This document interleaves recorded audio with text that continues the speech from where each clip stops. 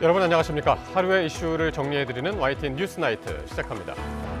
김건희 여사가 어제 사리반환 기념식이 열리는 불교 행사에 참석했습니다. 직접 대중 앞에 모습을 드러낸 건데 무려 169일 만이었습니다. 문재인 전 대통령 부인 김정숙 여사도 문 전 대통령의 회고록에 등장하면서 주말 사이 뉴스의 핵심 인물로 떠올랐습니다. 최근 SNS에서 목격담으로 등장하던 한동훈 전 국민의힘 비대위원장은 직접 수면 위로 올라왔습니다. 해외 직구 관련 정부 정책을 강도 높게 비난하면서 본격적으로 정치 활동에 시동을 걸었다는 해석이 나옵니다. 잠시 뒤 포커스 나이트에서 전문가들의 이야기 들어보겠습니다. 헤드라인 먼저 전해드리고 뉴스 나이트 본격적으로 출발하겠습니다. 오늘의 주요 뉴스입니다. 윤석열 대통령이 내일 최상병 특검법에 대한 제2요구, 대통령 거부권을 행사할 것으로 전망됩니다. 범야권은 거부권 행사 시 국민이 대통령을 거부할 것이라며 단체 행동에 나섰고, 여권은 선수사 후 특검 기조로 맞서면서 대치가 격화하고 있습니다. 정부의 KC 미인증 제품 해외 직구 금지 발표를 두고 논란이 커지자 대통령실이 공식 사과했습니다.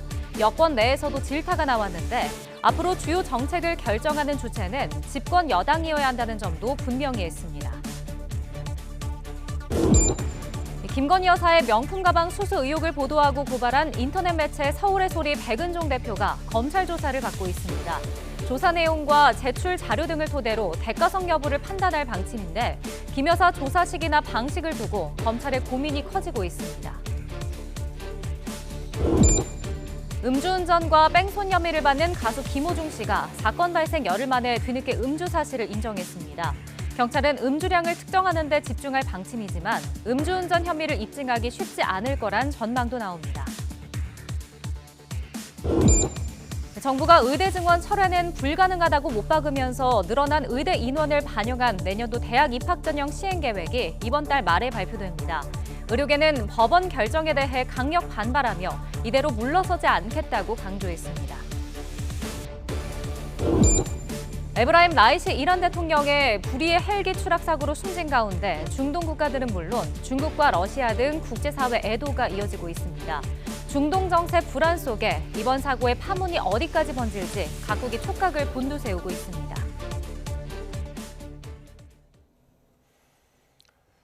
윤석열 대통령이 내일 야당 주도로 국회를 통과한 최상병 특검법에 대해 수용 여부를 결정합니다. 최근 윤 대통령이나 대통령실의 입장을 종합해보면 거부권을 행사할 가능성이 커 보입니다.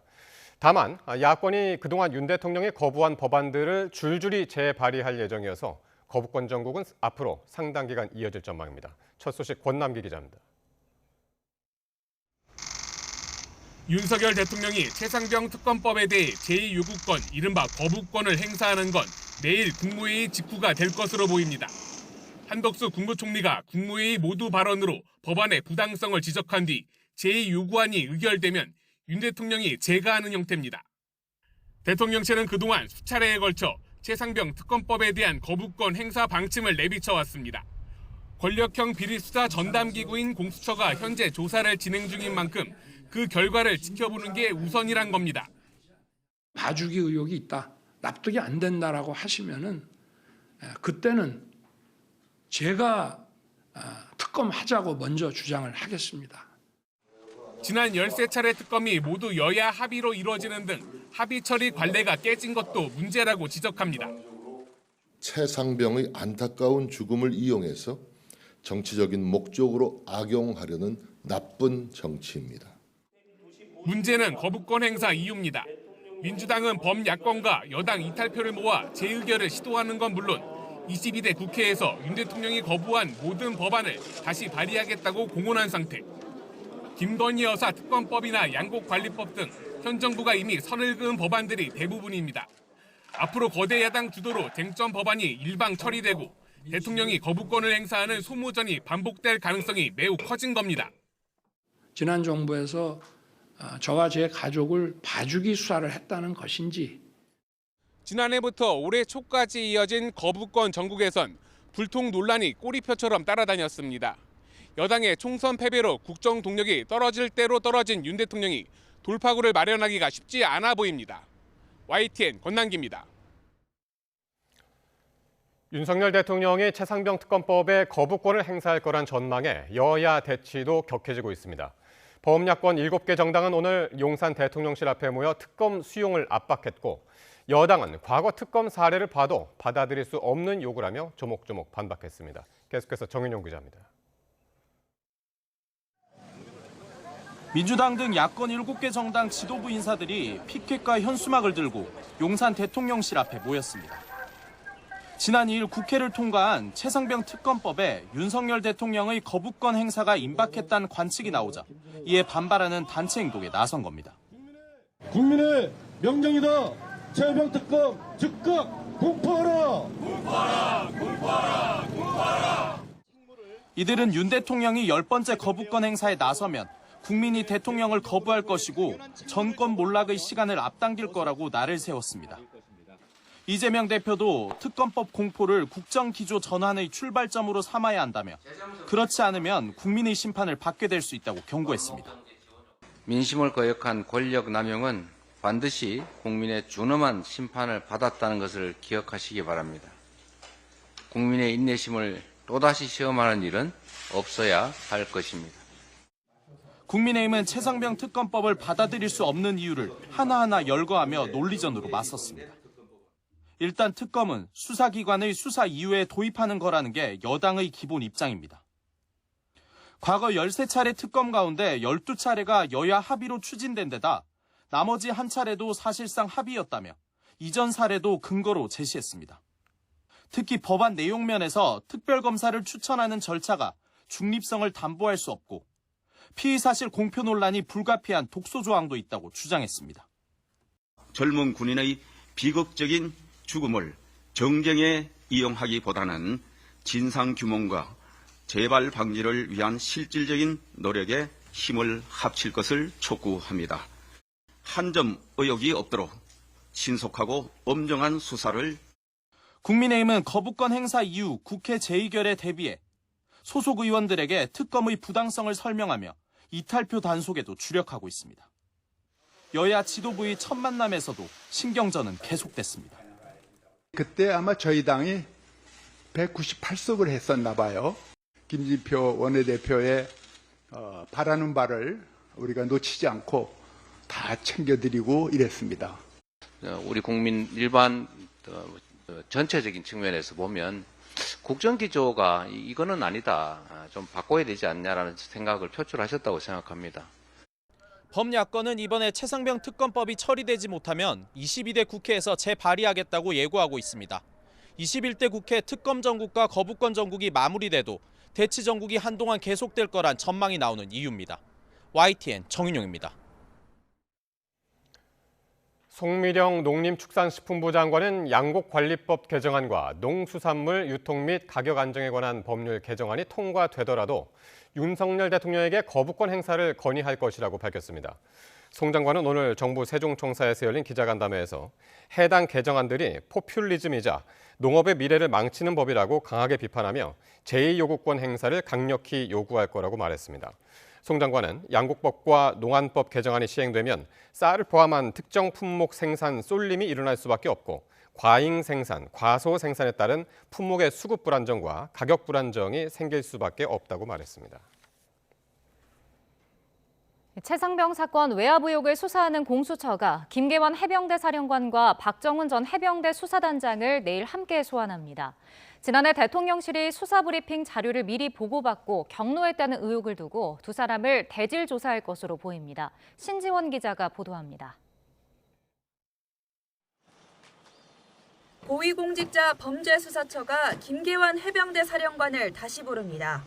최상병 사망 사건을 민간 경찰에 넘기지 못하도록 방해한 혐의로 조사를 받은 지 약 보름 만입니다. 박정훈 대령에게 VIP가 경로했다는 말을 전한 적이 없으십니까? 공수처는 수사 외압 의혹을 제기한 박정훈 전 해병대 수사단장도 함께 소환합니다. 박 전 단장은 지난해 7월 최상병 사건 언론 브리핑이 취소된 것과 관련해 김 사령관으로부터 VIP, 즉 대통령이 경로하며 장관과 통화한 뒤 이렇게 됐다는 말을 들었다고 주장하고 있습니다. 반면 김 사령관은 그런 말을 한 적이 없다는 입장입니다. 이른바 VIP 경로설에 관한 진술이 엇갈리면서 공수처는 두 사람을 대질 조사하는 방안을 검토하고 있습니다. 대질 조사가 이뤄진다면 업무상 과실치사 혐의를 임성근 전 사단장 등 8명에게 적용하려다 최종 2명으로 축소된 경위도 조사할 것으로 보입니다. 김 사령관이 피혐의자 명단에서 사단장은 빼라는 취지의 입장을 박 전 단장에게 전했는지를 두고도 입장이 분분하기 때문입니다. 두 사람의 진술이 엇갈리는 대목마다 이종섭 전 국방부 장관이 개입된 만큼 공수처는 대질 조사 결과에 따라 이 전 장관에 대한 소환 조사를 검토할 전망입니다. 이 전 장관 측은 수사와 이첩 과정에서 조치 의견이 달랐을 뿐 외압은 없었다며 관련 재판과 조사 과정에 성실히 임하겠다고 밝혔습니다. YTN 신지원입니다. 김건희 여사의 명품 가방 수수 의혹을 고발한 백은종 서울의 소리 대표가 검찰에 나왔습니다. 백 대표는 가방 외 다른 선물도 김 여사가 받았다며 대검에 추가로 고발했습니다. 보도에 김태원 기자입니다. 최재형 목사와 공모해 김건희 여사에게 명품 가방을 전달하는 영상을 찍어 보도하고 윤석열 대통령 부부를 청탁금지법 위반 혐의 등으로 고발한 인터넷 매체 서울의 소리 대표 백은종 씨. 고발인 조사를 위해 검찰에 나온 백 대표는 검찰이 요청한 대로 김 여사를 찍은 영상 원본을 제출한다고 말했습니다. 우리가 그 영상을 조작해서 보도하지 않았을까? 이런 확인차에 제출을 하라는 거로 보고 저희는 제출할 겁니다. 우리가 제출 못할 이유도 없고. 또 재작년 6월쯤 최 목사와 김 여사가 나눈 메신저 대화 내용도 제출하겠다고 덧붙였습니다. 여기에 두 사람이 제3자의 인사청탁 등과 관련해 논의한 내용이 있다는 게 백 대표 측 주장으로 그간 건넸던 선물에 대통령 직무 관련 대가가 있었다는 점을 뒷받침하기 위한 취지로 읽힙니다. 백 대표는 또 검찰 조사에 앞서 대검찰청을 찾아 윤 대통령 부부에 대한 추가 고발장도 냈습니다. 화장품과 양주, 서적 등 모두 6가지 선물을 김 여사에게 줬다며 이 부분도 수사해달라는 겁니다. 다만 지휘부가 대거 교체되는 서울중앙지검은 믿기 어렵다면서 따로 배당해 수사해야 한다고 주장했습니다. 검찰은 인사와 무관하게 수사한다는 원칙론을 거듭 강조하고 있습니다. 김 여사에 대한 조사 여부나 방식은 여전히 물음표로 남은 가운데 김 여사가 받았다는 책을 아파트 분리수거장에서 습득했다는 주민 권모 씨를 참고인 신분으로 곧 조사합니다. YTN 김태원입니다. 경찰이 음주운전 사실을 인정한 가수 김호중 씨를 곧 소환 조사합니다. 김 씨를 포함해서 소속사 대표 등에 대해선 출국 금지 조치도 내려졌습니다. 권준수 기자가 보도합니다. 사고 발생 열흘 만에야 음주운전 사실을 인정한 김호중 씨. 경찰은 김 씨가 음주운전을 시인한 직후 소환 일정 조율에 들어갔습니다. 김 씨 측 변호인은 사과문 발표 바로 다음 날 출석하겠다는 뜻을 전달했지만 경찰은 준비를 마치는 대로 부르겠다는 입장인 것으로 전해졌습니다. 일단 경찰은 출국 금지 조치부터 완료한 상황입니다. 기존 뺑소니 혐의에다 음주운전까지 시인한 김 씨뿐 아니라 운전자 바꿔치기와 증거인멸을 주도한 소속사 대표와 김 씨 매니저 등 모두 4명이 포함됐습니다. 경찰은 김 씨와 같이 있던 유명 가수와 개그맨 등 연예인 2명에 대해서도 전화로 참고인 조사를 마쳤습니다. 필요할 경우 직접 불러 조사하는 방안도 검토하고 있습니다. 특히 경찰은 김 씨가 음주운전 사실을 시인하긴 했지만 김 씨 소환 조사 전까진 사건 당일 동선과 행적 등을 재구성하는 데 집중할 방침인 것으로 알려졌습니다.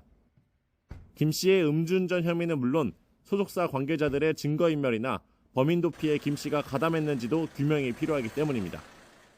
범인 도피 교사나 이제 특가법상 도주치상이 성립되냐 그건데 당연히 김호중 씨 입장에서는 자기는 그런 거 시킨 적이 없고 회사 측에서 그냥 자발적으로 그렇게 공표한 거다 이렇게 주장을 해서 교사죄에 대해서는 혐의를 벗으려고 할 거고.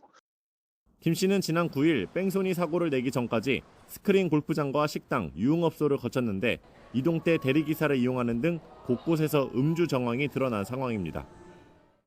경찰은 김 씨의 운전과 직접적 관계가 있는 음주가 어느 정도인지 확정하는 게 1차적 과제라고 설명했습니다.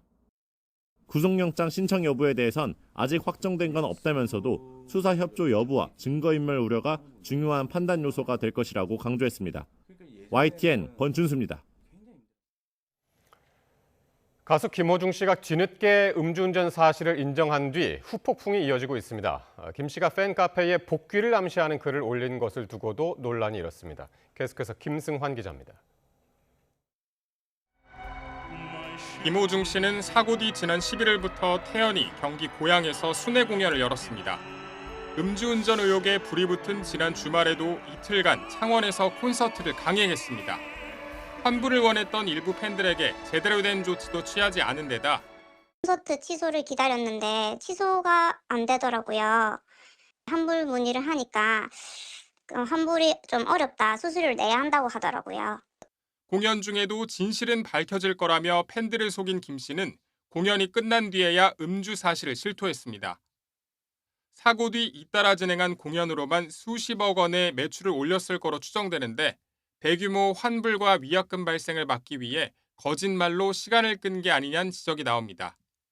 이런 가운데 오는 23일부터 열릴 슈퍼클래식 공연은 김 씨가 출연한 가운데 그대로 진행될 전망입니다. 공연 주관사가 대체 출연자를 찾지 못했기 때문인데 주최 측인 KBS는 명칭과 로고 사용을 금지하며 손절에 나섰습니다. 다음 달 초 경북 김천 순회 공연도 주최사이자 연출 담당인 회사가 불참을 선언한 상황. 경찰이 김 씨 신병 확보에 나설 수도 있는 만큼 향후 공연 진행 여부는 불투명 그 자체입니다. 이에 따라 김 씨의 금전적 책임이 눈덩이처럼 불어날 수 있다는 전망도 나옵니다. 광고 계약, 출연 계약, 콘서트 계약에 위약금 규정들이 있습니다. 아마 그 위약금들이 얼추 다 계약을 봐야겠지만은 수십억에서 수백억이 닿을 수도 있겠죠.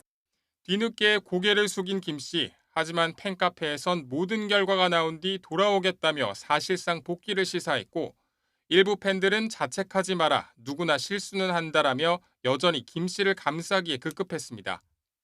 거짓말로 일관하며 일정을 밀어붙인 김 씨와 소속사. 강성 팬덤 뒤에 숨어 대중의 신뢰를 저버렸다는 비판을 피하긴 어려워 보입니다. YTN 김승환입니다. 경찰이 서울 강남역 건물 옥상에서 여자친구를 흉기로 살해한 혐의를 받는 의대생에 대해 사이코패스가 아닌 것으로 결론 내렸습니다. 서울 서초경찰서는 살인 혐의를 받는 의대생 A씨에 대한 사이코패스 진단 검사 결과 사이코패스에 해당하지 않는 것으로 확인됐다고 밝혔습니다. 앞서 지난 14일 A씨를 구속 송치한 경찰은 검찰의 분석 결과도 넘길 계획입니다.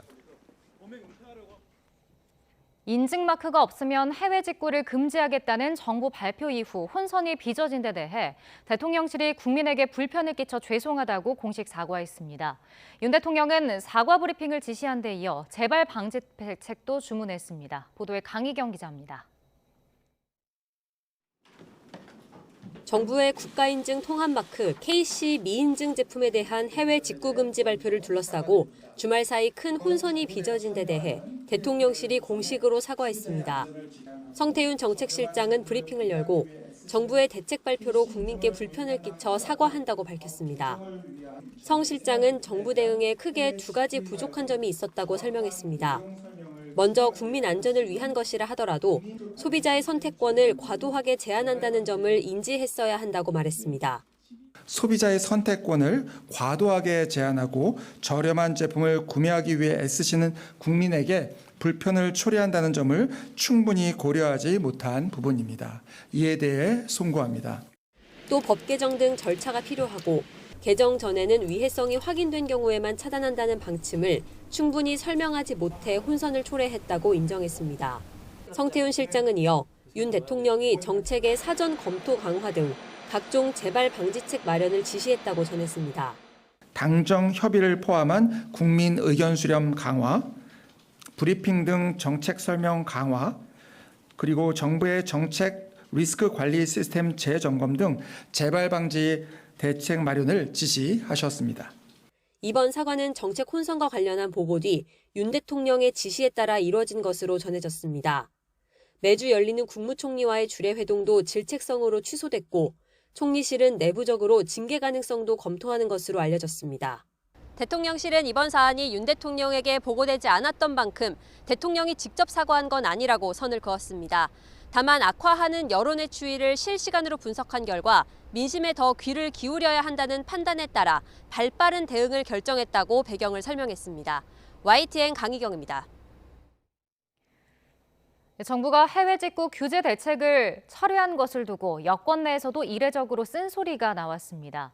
여당 원내 지도부가 앞으로는 당과 상의하라며 경고성 메시지를 냈는데 야당도 이번 정책 혼선을 강하게 비판했습니다. 보도에 강민경 기자입니다.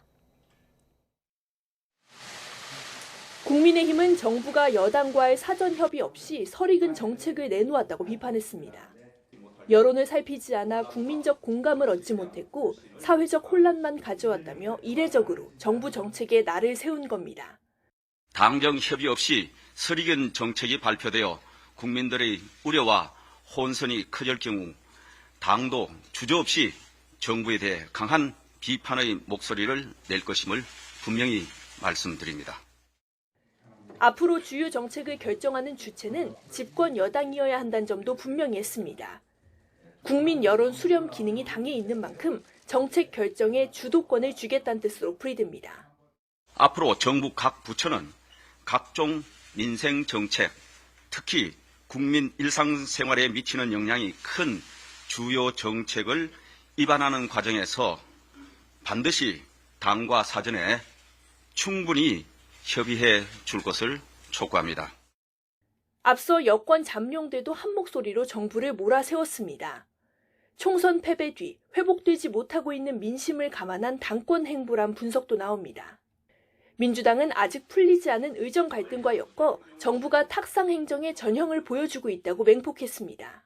일단 정하면 앞뒤 가리지 않고 추진부터 하는 대통령의 스타일과 많이 닮아 있습니다. 의대 증원 때도 그랬고 킬러 문항 폐지 때도 그랬고 또 정책 결정 배경을 문제 삼으며 전 과정을 투명하게 공개하라고 촉구했습니다. 단순히 정책 철회로 끝날 일이 아닙니다. 이 같은 엉터리 정책이 나오게 된 배경을 철저히 밝혀야 합니다. 정부 정책을 겨냥한 집권 여당 국민의힘의 이례적인 공개 비판은 지난 총선 패배로 확인된 냉랭한 민심의 위기감이 확산한 결과라는 분석도 나옵니다. YTN 강민경입니다. 한편 오세훈 서울시장은 정부가 KS 인증 없는 해외 직구 차단 정책을 철회한 것과 관련해 직구 이용자들의 불편을 감안하더라도 안전과 기업 보호는 포기할 수 없는 가치라며 아쉬움을 표했습니다. 오 시장은 SNS에 올린 글에서 직구 사이트에 유해물질 범벅 어린이 용품이 넘쳐나고 500원 가방과 600원 목걸이가 나와 기업 고사가 현실이 된 상황에서 정부가 손을 놓고 있다면 그거야말로 문제라고 비판했습니다. 이어 여당이 함께 세심하게 살펴야 할 때 마치 정부 정책 전체에 큰 문제가 있는 것처럼 지적하는 것은 여당 중진으로서의 처신에 아쉬움이 남는다고 비판했습니다. 정부가 안전인증을 받지 않은 해외 직접 구매 제품을 원천 차단하겠다는 계획을 번복하면서 소비자들은 혼란스럽다는 반응입니다. 중국산 제품의 안전성 문제 해결과 더불어 국내 유통업체들이 경쟁력을 확보할 수 있게 지원해야 한다는 목소리가 나옵니다. 황보혜경 기자가 전해드립니다. 지난 18일 인터넷 커뮤니티에 올라온 글입니다. 혹시 몰라 직구하던 분유를 많이 사뒀다. 생기지도 않은 둘째 카시트까지 샀다는 댓글이 달려 있습니다. 앞서 정부가 인증마크가 없는 80개 품목의 직구를 금지하겠다고 발표하자 소비자들의 볼멘 소리가 터져나왔습니다. 네일샵을 운영하는데 이제 재료비가 좀 많이 들어서 해외 직구를 많이 사용하는 편이고요. 이게 막힌다고 하니까 좀 많이 부담되는 상황이고. 결국 사흘 만에 계획을 뒤집은 정부가 재차 사과에 나섰지만 최근 해외 직구와 관련한 정부의 대책 발표로 국민들께 혼란과 불편을 드린 점에 대해 먼저 사과드립니다. 설익은 대책을 섣불리 내놓으며 국민 혼란만 부추겼다는 비판이 나옵니다. 번복하는 일이 생기니까 어쨌든 국민으로서 소비자로서 혼란스러운 부분도 있고 그러면 이런 거를 우려하지 않고 정책을 발표했나 싶어서 못 믿어온 부분도 있고 소비자들이 직구를 하는 이유는 저렴한 가격에 있는 만큼 국내 유통산업의 경쟁력을 높이는 방안이 마련돼야 한다고 전문가들은 조언합니다. 직구를 못하게 하는 것이 능사가 아니고 이 기회에 정부가 어떤 점을 지원할 것인가를 더 고민해야 될 것 같다. 기획과 생산을 분리해서 조금 더 저렴한 가격에 생산할 수 있는 그러한 이제 경쟁력을 갖출 필요가 있다. 중국산 제품의 위해성 우려가 갈수록 커지는 상황에서 안전성 검증은 반드시 필요한 조치란 목소리도 큽니다. 안전성 문제들이나 이로 인해서 품질에 대한 부분들의 문제들이 발생할 수지가 크기 때문에 사전에 강력한 규제라던가 아니면 원천 차단할 수 있는 준비 인프라가 만들어지는 부분들이 좀 필요하고요. 다만 위해성 확인 뒤 차단 방침을 두고 정부가 수많은 직구 제품을 일일이 검수할 수 있겠느냐는 실효성 논란은 쉽게 가라앉지 않을 전망입니다. YTN 황보혜경입니다.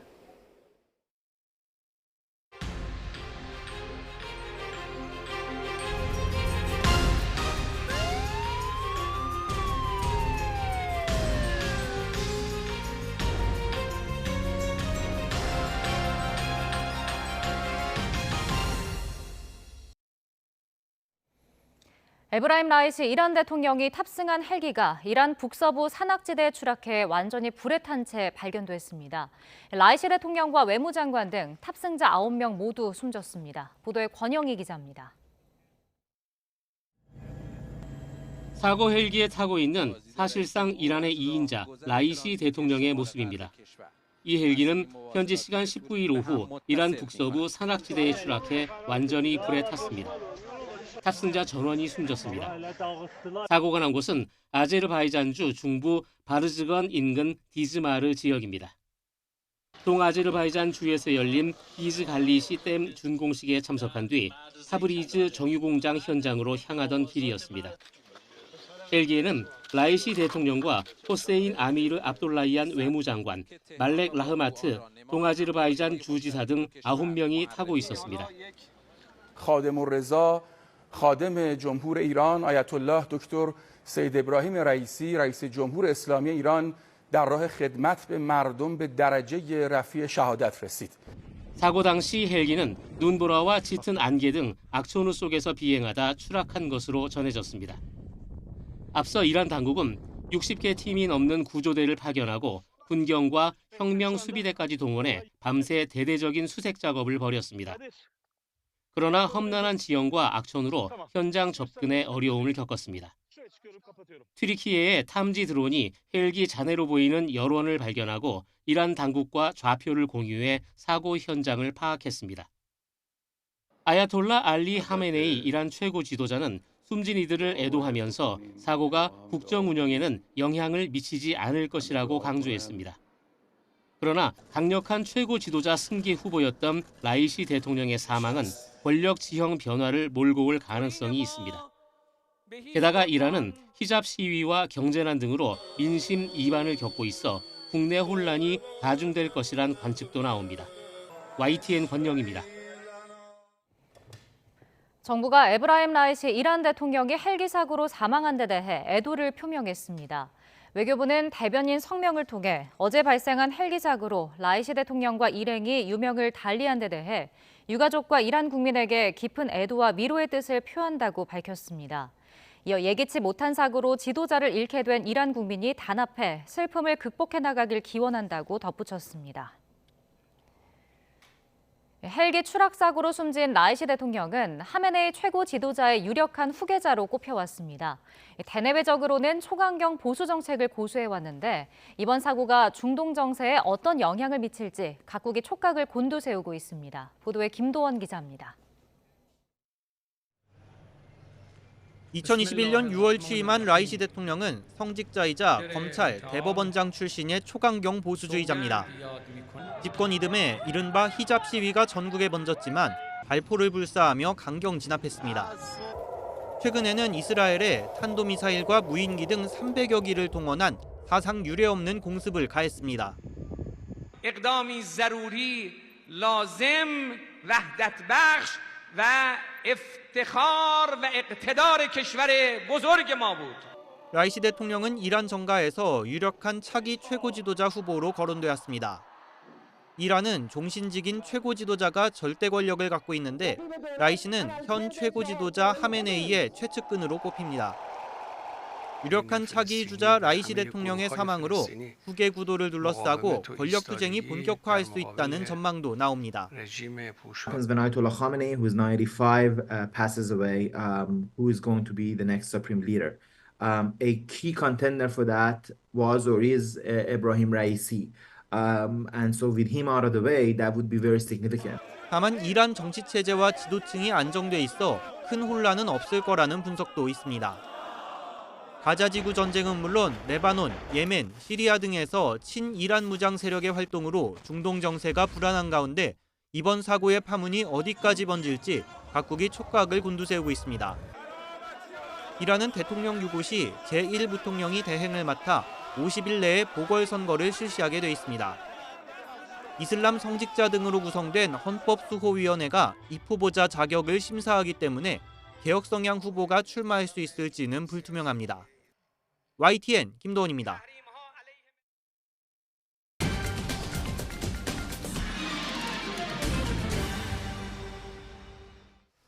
네, 포커스 나이트 정치권 관심 뉴스 짚어보는 시간입니다. 오늘은 최수영 정치평론가 그리고 박창환 장한대 특임교수 두 분 나오셨습니다. 어서 오십시오. 네, 지난주에 이제 캄보디아 정상 부부와의 오찬으로 외부 활동을 재개한 김건희 여사가요. 어제는 불교 공개 행사에 윤 대통령하고 함께 참석을 했습니다. 무려 169일 만에 이제 국내 행사에 참석을 한 건데 어떻게 보셨습니까? 그러니까 저는 뭐 사실 캄보디아 정상 내외 오찬할 때 그건 이제 외교 행사니까 사실상 이제 어떻게 보면 영부인으로서 공적 영역에서 이제 하는 건데 바로 이번에 화엄사에서 열렸던 행사는 사실은 대중 앞의 모습을 드러내는 거 아닙니까? 그러니까 이건 대중에게 드러내는 일종의 국내 공개 행사라서 사실은 이거는 이제 앞으로 행보를 재개하겠다는 그런 저는 메시지로 봐야 한다고 생각을 합니다. 근데 이게 이제 그 내용을 좀 들여다봐도 사실 이건 김 여사가 굉장히 역할을 했던 부분에서의 등장이거든요. 그러니까 이번에 갖고 왔던 그 석가모니 사리함이 환지본처라고 원래 있던 자리에 되돌려지는 것 아닙니까? 근데 이게 원래 이게 일제 강점기 때 반출된 것을 미국의 보스턴에 있는 박물관에 사간 건데, 근데 거기에서 이제 이게 논의가 이제 말이고 한국의 우리 불교계 요구로 이게 그 다시 환수 논의가 있다가 이게 2009년부터 중단이 돼 버렸어요. 근데 지난해 이제 미국을 방문했을 때 김 여사가 이제 말하자면은 영부인 외교의 일환으로 이것을 요청을 했는데 미국 정부가 수락을 해서 이번에 재개해달라. 그렇죠. 그래서 들어온 거거든요. 그러니까 사실 불교계 입장에서 보면 김 여사가 어떤 그 우리 문화재 환수 혹은 이제 더군다나 이제 문화재청이 이제는 국가유산청으로 이름도 바꾸지 않았습니까? 굉장히 큰 기여를 했기 때문에 이런 건 포지티브한 이슈로서 한번 대중에게 드러나는 것도 좋겠다. 해서 한 것 같아요. 그래서 그런 측면에서 저는 이제 앞으로 언제까지 그러면 영부인이 그 계속적으로 이제 관저에만 있겠습니까? 그래서 아마 저는 이게 본격적인 이제 앞으로 그 대중 활동의 일환으로 봐야 되지 않겠나. 그러니까 영부인으로서의 행보를 본격화한 것이고 그 계기가 좋았다. 네, 그렇습니다. 네네네. 어떻게 보셨습니까? 김건희 여사가 명품백과 함께 사라진 지 5개월입니다. 그 논란과 함께 사라졌는데 사라질 때, 공식 행보에서 사라질 때 왜 사라졌는지에 대한 공식적인 설명이 없었어요. 그런데 또다시 검찰 인사가 나고 나서 검찰 인사와 함께 되돌아왔습니다. 네, 되돌아왔는데 되돌아온 이유에 대한 설명도 없어요. 자, 그러니까 어떤 논란, 그러니까 국민적으로 좀 부적절한 게 보였고 이것이 총선에 부담됐기 때문에 5개월 동안 공식 행보 안 한 거지 않습니까? 명품백 논란의 핵심은 김건희 여사가 관리되지 못하고 통제되지 못했다라고 하는 그런 그 공백의 그런 하나의 논란점의 문제점을 드러냈거든요. 그러면 최소한 복귀를 할 때는 관리되지 못하고 통제되지 못한 것에 대한 어떠한 조치가 같이 나와야 돼요. 예를 들어 제2부속실을 갖다가 설치를 해서 일정에 대한 조율을 하고 통제를 하겠다. 또는 특별갑찰관 제도를 도입을 해서 지명을 해서 그래서 이런 논란에 대해서 앞으로 다시는 발생하지 않겠다.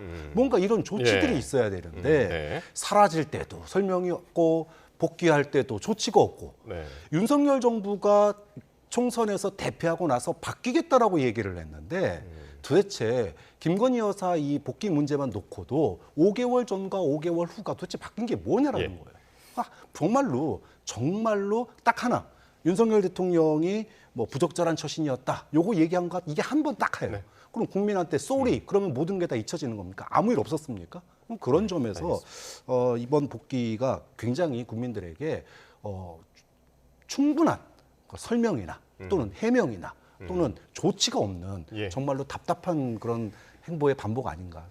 지금 이제 박 교수 말씀하신 것처럼 당장 야권에서는 이런 비판의 목소리가 쏟아졌습니다. 그리고 여권 내에서도 행보 재개에 대한 설명이 필요하지 않았냐 이런 주장이 나왔는데요. 관련 발언들 듣고 오겠습니다. 영부인이 169일간 나타나지 않다가 아무 소리 안 하고 법당으로 간다? 저는 김건희 여사가 갈 곳은 법당이 아니라 법정이다. 왜 디올백 봤죠? 왜 양평고속도로 문제가 생겼죠?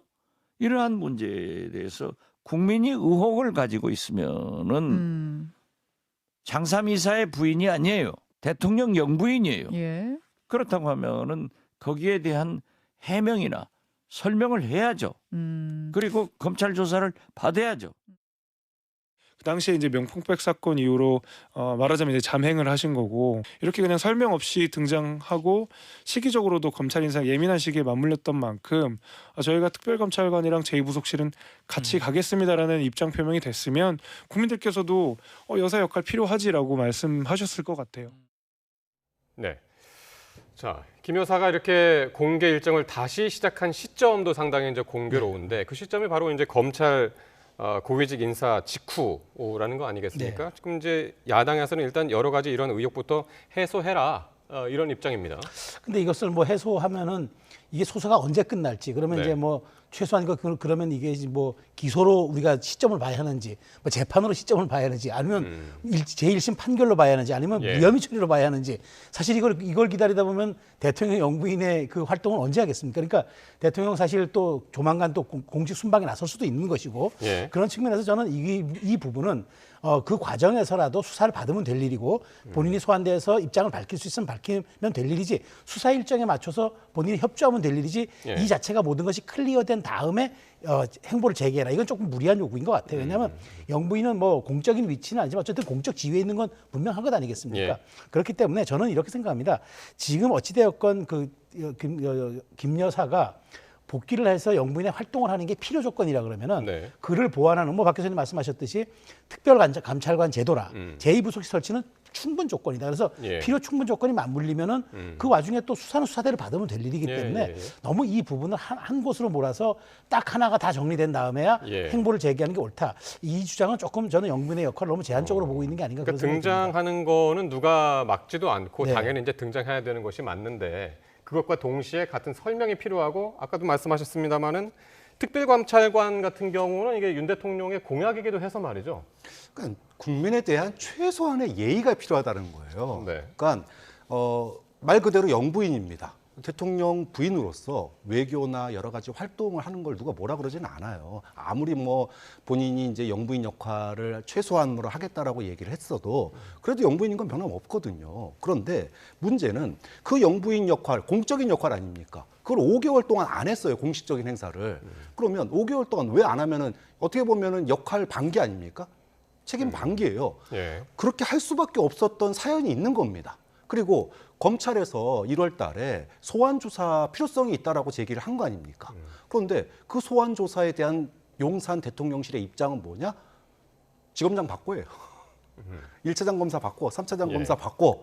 그러니까 다시 등장을 해요. 자, 이러면 국민들이 아무리 오해하지 말라고 얘기를 하더라도 오해를 할 수밖에 없는 상황을 만들어 놓고 활동을 하면 요건 누가 먹냐? 김건희 여사하고 윤석열 대통령이 먹는 거예요. 그럼 최소한의 아까 얘기했던 것처럼 여권에서 나오는 것처럼 최소한의 제2부속실이든 특별감찰관이든 뭔가를 하면서 그래도 국민들에게 그래도 이거는 해야 되지 않겠습니까라고 하면은 어느 정도 뭔가 동의는 못 하겠지만 그래도 뭐 그건 해야지 정도로 갈 텐데 이 정부는 설명도 없고 조치도 없습니다. 자, 이런 가운데 김건희 여사의 명품 가방 수수 의혹을 고발한 인터넷 매체죠. 서울의 소리 백은종 대표가 오늘 검찰에 출석을 했는데요. 어떤 이야기를 했는지 직접 목소리 듣고 오겠습니다. 오늘 검찰에는 구체적으로 어떤 자료를 제출하시는 걸까요? 오늘은 청탁이 분명하다는 청탁 내용 한 가지, 카톡 메신저를 공개하고 그 정황을 설명하고 그 언제 제공을 했고 언제 이런 내용들이 오가는 것까지 상세히 설명해서 검찰 수사관이 내용을 이해할 수 있는 그런 진술을 할 예정입니다. 물품을 받았는지에 대해서는 크게 다툼이 없을 것 같고, 그 인사청탁이 이제 직무와 관련이 있는지, 관련이 있다고 하면 이제 뇌물죄로 연관될 수도 있는 거니까 아마 그 점이 이 사건에서는 중요할 걸로 보이고요. 백은종 대표는 김 여사를 찍은 원본 영상하고 또 이제 청탁이 담긴 메신저 내용을 제출하겠다. 이제 들어갈 때 지금 얘기니까요.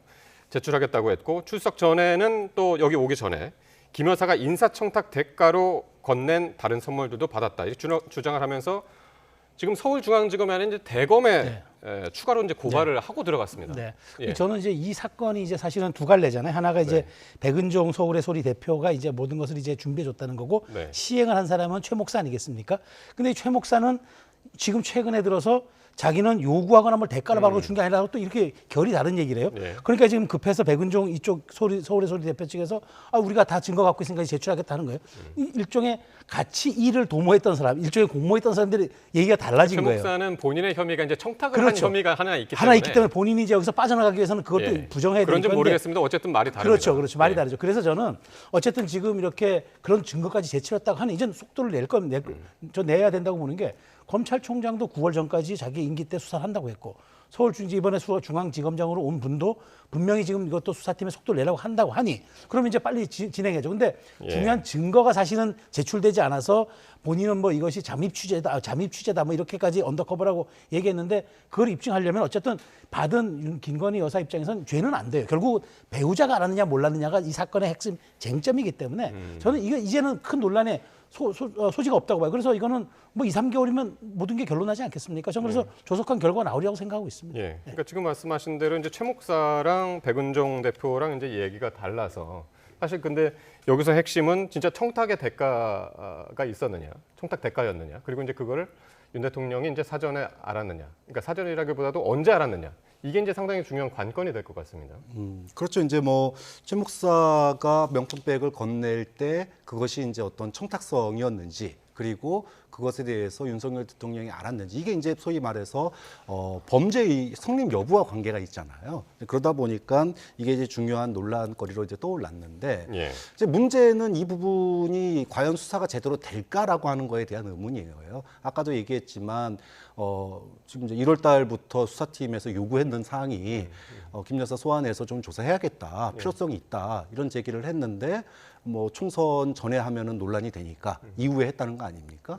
그러면 지금 수사 라인에 있는 상층부부터 다 잘라냈고 또 부장검사까지 바뀔지 모른다라고 하는 이런 그 상황 속에서 명백한 거잖아요. 소환 없이 결국은 빨리 조사하라는 거 아닙니까? 그러면 결국은 짜여진 어떤 수사의 결론으로 향해 나가는 거 아니냐라고 하는 국민들이 이제 소위 말해서 색안경을 끼고 볼 수밖에 없는 상황이에요. 어떤 결과가 나오더라도 국민들이 이 수사 결과를 과연 믿을 수 있을까? 이런 얘기가 나오니까 또다시 특검 얘기로 돌아갈 수밖에 없습니다.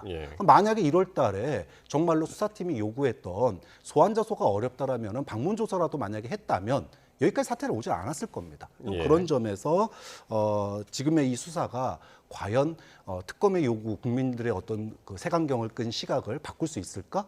어떤 결과가 나오더라도 국민들이 쉽게 납득을 하기 어려운 상황이 돼버렸다. 일단은 지난번에 이제 검찰 고위직 인사가 이제 차장검사까지 있었고 이제 부장검사까지는 아직 없었죠. 이제 그 인사가 어떻게 되는지도 한번 봐야 될 것 같고.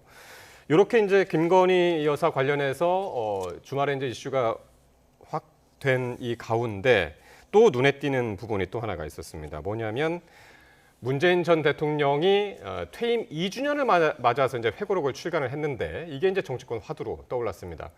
김정숙 여사의 인도 타지마할 방문이 영부인의 첫 단독 외교였다. 이렇게 이제 문 전 대통령이 회고록에서 이제 주장을 했는데요. 이 부분은 어떻게 보셨습니까? 저는 문 전 대통령이 이걸 굳이 회고록에 쓴 건 이유는 이런 것 같아요. 이게 아팠기 때문에 그런 것 같아요. 그러니까 차라리 슬쩍 모른 척하고 부담 가는 일이라 넘어가도 될 일인데 이게 매우 뼈 아프니까 무슨 뭐 내 부인이 그러니까 우리 김 여사가 마치 우리나라 돈으로 무슨 관광 다녀온 것처럼 얘기하는데 이건 사실이 아니고 영부인으로서의 첫 공식 외교였다고 얘기하는데 첫 공식 외교가 아니라고 또 박지원 당선인 얘기합니다. 이호 여사가 유엔 총회 갔던 게 가장 첫 공식 얘기라고 얘기해서 그것도 이제 사실관계가 맞지도 않을 뿐더러 저는 문재인 대통령이 잊고 싶다고 했던 잊혀지고 싶다는 문재인 대통령이 지난 총선 그 마지막 부분에 PK 지역 유세에 나서면서 오히려 민주당이 해가 됐다는 그런 평판을 받고 있는 와중에 네. 이 미묘한 시기에 김정수 여사의 이 타지마할 방문 이 문제를 꺼내므로써 저는 문재인 대통령이 또 민주당에 부담을 끼쳐줄 수도 있다는 생각이 들어서 저는 이게 좀 조금 이따 사실관계는 좀 뒤에 다루겠습니다만은 네. 이게 저는 친명과 친문 갈등의 또 하나의 당내 균열이 될 것도 같아요. 그래서 저는 문재인 대통령이 왜 이 미묘한 시기에 이 회고록을 내면서 현실 정치에 참전을 하는지 잊혀지고 싶다는 그 말은 제가 믿지는 않았지만 어쨌든 이런 식으로 가버리면은 지금 민주당 내에서 미묘한 말하자면은 정치 지형의 변화를 가져올 수 있는 단초를 제공했다는 점에서 저는 이 이슈가 주목되는 이유입니다. 그러게요. 지금 평론가님 말씀도 일리가 있는 게 만약에 회고록이 발간이 안 됐거나 아니면 회고록에 이 내용이 담기지 않았으면은 그냥 묻히고 지나갈 수도 있었던 일 아닐까 싶기도 합니다. 지금 말씀 들어보면. 근데 이미 이제 논란이 커진 이유가 뭐냐면 이 사건, 그러니까 그 타지마할 방문은 이미 6년 전 일입니다. 근데 그 이후에 논란이 된 게 벌써 이제 4, 5년 됐어요. 그러면 이게 그냥 뭐 갑자기 이 회고록이 나왔기 때문에 지금 특검 얘기 나오고 뭐 검찰 조사 얘기 나오고 이게 아니에요. 지난 11월 달에 김 여사 명품백 사건이 터지고 그것이 고발되니까 보수 측에서 이 타지마할 이 방문권을 갖다가 소위 말해서 외유성 방문이다, 국고 낭비다 이래가지고 고발을 합니다. 그래서 이 고발이 어디로 배당이 됐냐? 김 여사 명품백 수사를 하고 있는 서울중앙지검 일부로 배당이 됩니다. 그러니까 결론이 뭐냐 하면 이 타지마할 그 소위 방문 논란이 이 검찰 수사까지 가게 된 배경이 출발점 자체가 김 여사 명품백 사건을 일종의 물타기 하기 위해서 고발이 됐다라는 거예요. 그리고 수사가 중앙지검 형사 일부에 공동으로 같이 지금 배당이 된 겁니다. 그렇기 때문에 여기에 대해서 그동안에 문재인 대통령 측에서 공식적인 입장을 내놓지 않다가 이 소위 말해서 회고록에다가 그 공식적인 입장을 담은 거예요. 그리고 이 공식적인 입장을 담은 이유는 이미 이제 수사가 진행되고 있고 이 수사에 대해서 김 여사 그 소위 명품백 수사하고 함께 지금 이제 논란이 되고 있기 때문에 여기에 대한 공식적인 입장을 밝힌 것뿐이다. 그리고 이 지금 형사 일부에 배당돼서 수사받고 있는 것 자체가 김 여사 사건과 함께 어떻게 보면은 소위 형평성 또는 물타기 이런 거고 지금 김 여사 특검 얘기가 나오니까 그러면은 이제 김정숙 여사에 대한 특검도 하자, 뭐 쌍김 특검 하자 이렇게 나오는 거 아닙니까? 결국은 뭐 소위 물귀신 작전으로 이 논란을 계속 이끌고 가겠다라는 거기 때문에 의도 자체가 그동안에 논란이 있었음에도 불구하고 왜 이제서야 이런 이 시기에 이게 등장하느냐라고 하는 부분은 굉장히 좀 알겠습니다. 의도성이 좀 명백하게 고의성이 있다라고 보는 거죠. 시청자 여러분의 이해를 위해서 문재인 대통령의 회고록에 인도에서 이제 타지마할 그 기념공원 개장을 할 때 인도 정부로부터 초청을 받았고 하지만 문재인 대통령 직접 가기가 어려워서 고사를 했더니 그럼 아내를 대신 보내달라고 요 초청이 와서 간 건데 또 이제 나라 돈으로 관광을 한 것처럼 이제 왜곡하는 그런 사람들이 있다. 이제 이런 식으로 이제 회고록에 이제 썼다는 점 말씀드리고요. 이게 이제 2018년이고 김정숙 여사의 인도 타지마할 방문이 단독 외교냐 아니면 외유성이냐 이런 정치권에서 격론이 오가고 있는데요. 여야 발언 듣고 오겠습니다. 혈세탕전으로 국민들 지탄을 받은 김정숙 여사의 타지마할 버킷리스트 챌린지가 어떻게 배우자의 단독 외교입니까? 문 전 대통령 회고록은 김 여사의 혈세 관광에 대한 국민적 의혹의 불씨를 살리고 잠시 잊었던 문 정권의 뻔뻔함을 환기시켜주고 있습니다. 김건희 여사 관련된 내용이 나올 때마다 김정숙 여사를 소환해서 약간 물타기하고 프레임 전환하려고 하는 카드로 계속 써왔는데 이제 그만해야 되지 않겠습니까? 셀프 초청이라는 사실 관계 자체도 제대로 파악을 하지 못하고 있고요. 그 왜곡하고 있는 겁니다. 대통령이 방문을 하셨을 때 모디 총리께서 대통령을 한번 초청을 했는데 방문했는데 또 방문하기가 어렵잖아요. 그러니까 인도 정부에서 요청을 합니다. 그러면 여사님이라도 좀 방문을 했었으면 좋겠다. 우선 여당은 2년 전 국정감사 등에서 이제 외유성 출장이 확인됐다라는 입장이고, 그런데 민주당은 인도에서 초청을 해가지고 진행된 순방이다라는 데 지금 초점을 맞추고 있는 것 같아요. 그러니까 저는 민주당이 교묘하게 지금 이게 논점을 흐리고 있어요. 그러니까 중요한 건 초청을 했으니까 갔겠죠. 그건 맞아요. 근데 누구를 초청했느냐가 핵심 아닙니까? 첫 번째가 지금 오늘 보도에 따르면 외교부 장관을 지목했다는 거예요. 외교부 장관, 당시 강경화 장관이 갈 수 없어 상황이 되니까 그러면 이제 도종환 장관, 당시 문체부 장관입니다. 가겠다고 했는데 그렇게 되니까 이제 여기에서 그러면 우리 측 영부인이 함께 동행하는 건 어떻느냐고 우리 정부가 보내니까 그럼 인도 정부가 뭘 합니까? 오지 말라고 하겠습니까?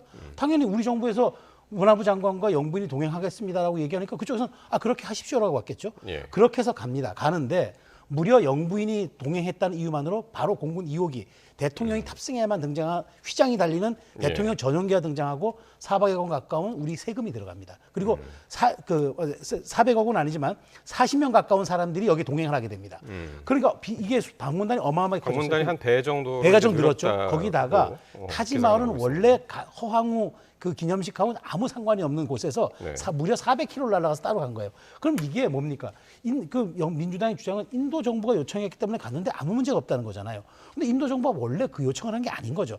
우리 정부가 영부인이 갔으면 어떻겠냐고 제안을 한 건데 그러면 외교의 그 형평상 그걸 맞지 않습니까? 그런 측면에서 저는 이 문제를 끌고 들어가면 끌고 들어갈수록 민주당의 논리와 문재인 전 대통령의 주장이 맞지 않습니다. 그런 측면에서 이 문제는 빨리 사실관계를 민주당이 일정 정도 인정하고 그다음에 다시 국면 전환하는 게 전 맞다고 봐요. 네.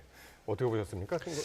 가가지고 정말로 관광만 하고 왔다 그러면은 뭐 비판받아 마땅합니다. 그리고 그 돈 썼다 그러면은 물어내야 된다고 생각해요. 국민의 혈세인데.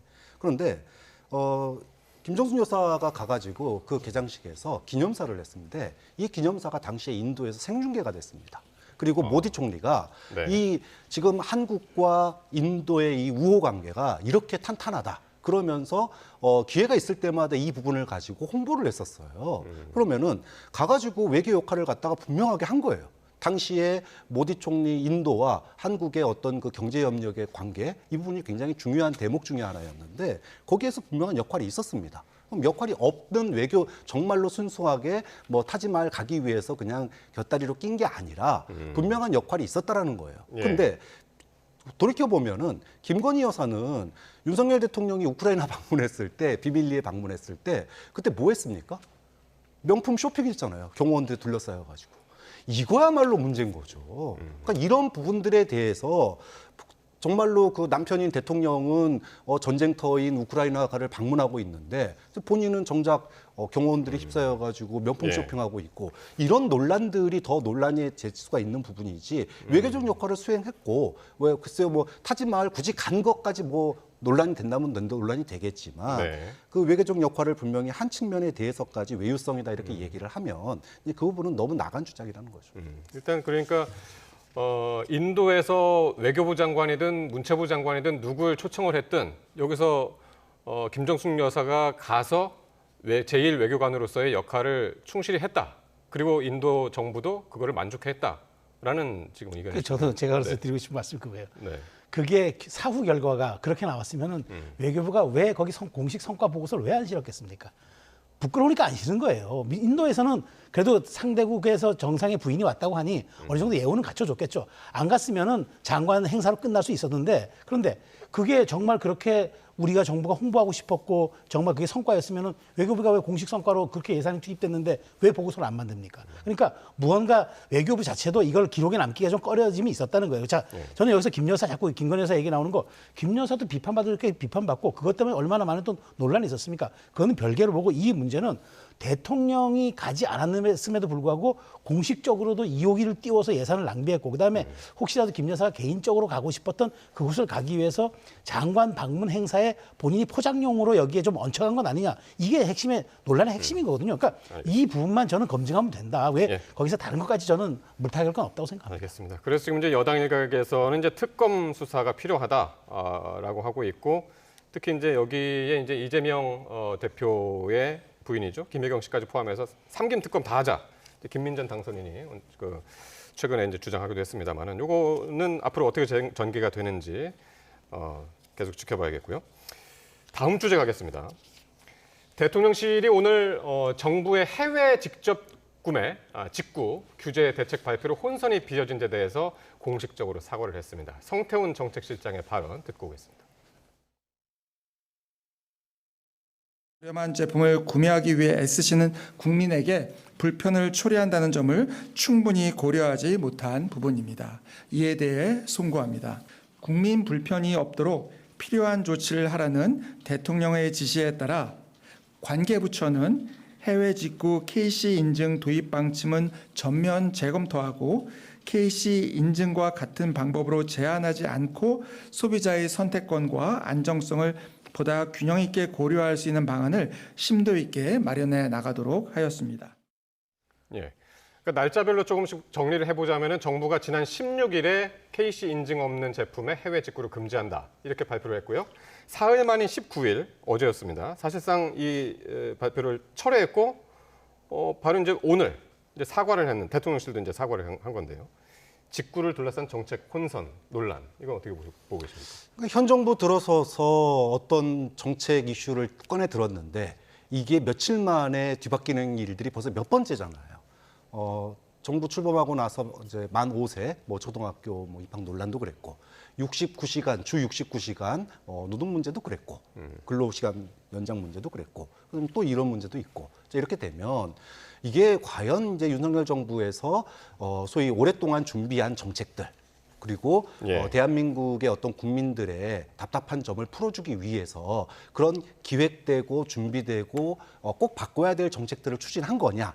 아니면 그때그때 이거 아이디어 괜찮은데 이런 것들을 올려가지고 급하게 하다가 문제 생기면 안 해버리고 덮어버리고 이런 게 벌써 반복이 몇 번 되니까 이제 국민들이 이상한 거예요. 당장 뭐 C커머스, 차이나 커머스 굉장히 저렴합니다. 저도 몇 번 이용했는데 정말 저렴해요. 그런데 만약에 이렇게 직구로 들어오는 것 중에 발암 물질이 있다. 예를 들어 우리도 뭐 다 땡땡에서 슬리퍼가 발암 물질이 있다고 딱 언론에 뜨는 순간 국민들이 그거 환불하고 또는 안 사고 그러잖아요. 그럼 발암 물질에 대한 검사를 강화하겠다. 이러면은 국민 누구도 아무도 뭐라고 안 합니다. 그렇죠? 그런데 80여 개를 갖다가 우리의 그 소위 말하는 과거의 KS 마크와 같은 KC 인증 이거를 가지고 여기 통과 안 하면은 아예 직구를 못하게 하겠다. 이거는 전혀 다른 문제거든요. 전형적인 탁상 행정이죠. 그러니까 지금 이런 말씀을 하시는 분이 지금 꼭 야당뿐만이 아니라 지금 여당의 당권 주자들이 일제히 이 목소리를 주말에 한꺼번에 냈단 말이에요. 지난 토요일 날 이제 마치 경쟁이라도 하듯이 하루에 동시에 이제 비판의 목소리를 냈는데 거기에는 이제 한동훈 전 위원장도 있었고 해서 상당히 지금 주목을 받았어요. 그러니까 이제 뭐 유승민 그 전 의원 그다음에 이제 나경원 당선이 모두 지금 여기에 대한 얘기를 했는데 제일 주목받은 건 한동훈 전 위원장이죠. 왜냐 한동훈 위원장이 그동안 뭐 목격담 정치 이른바 뭐 자맹 정치는 했는데 그것이 이제 그 화제가 됐는데 이렇게 정책에 대해서 구체적인 언급을 통해서 이제 참전한 건 처음이라서 이게 무슨 의미냐 이렇게 보는데 그 중요한 건 저는 이거라고 봐요.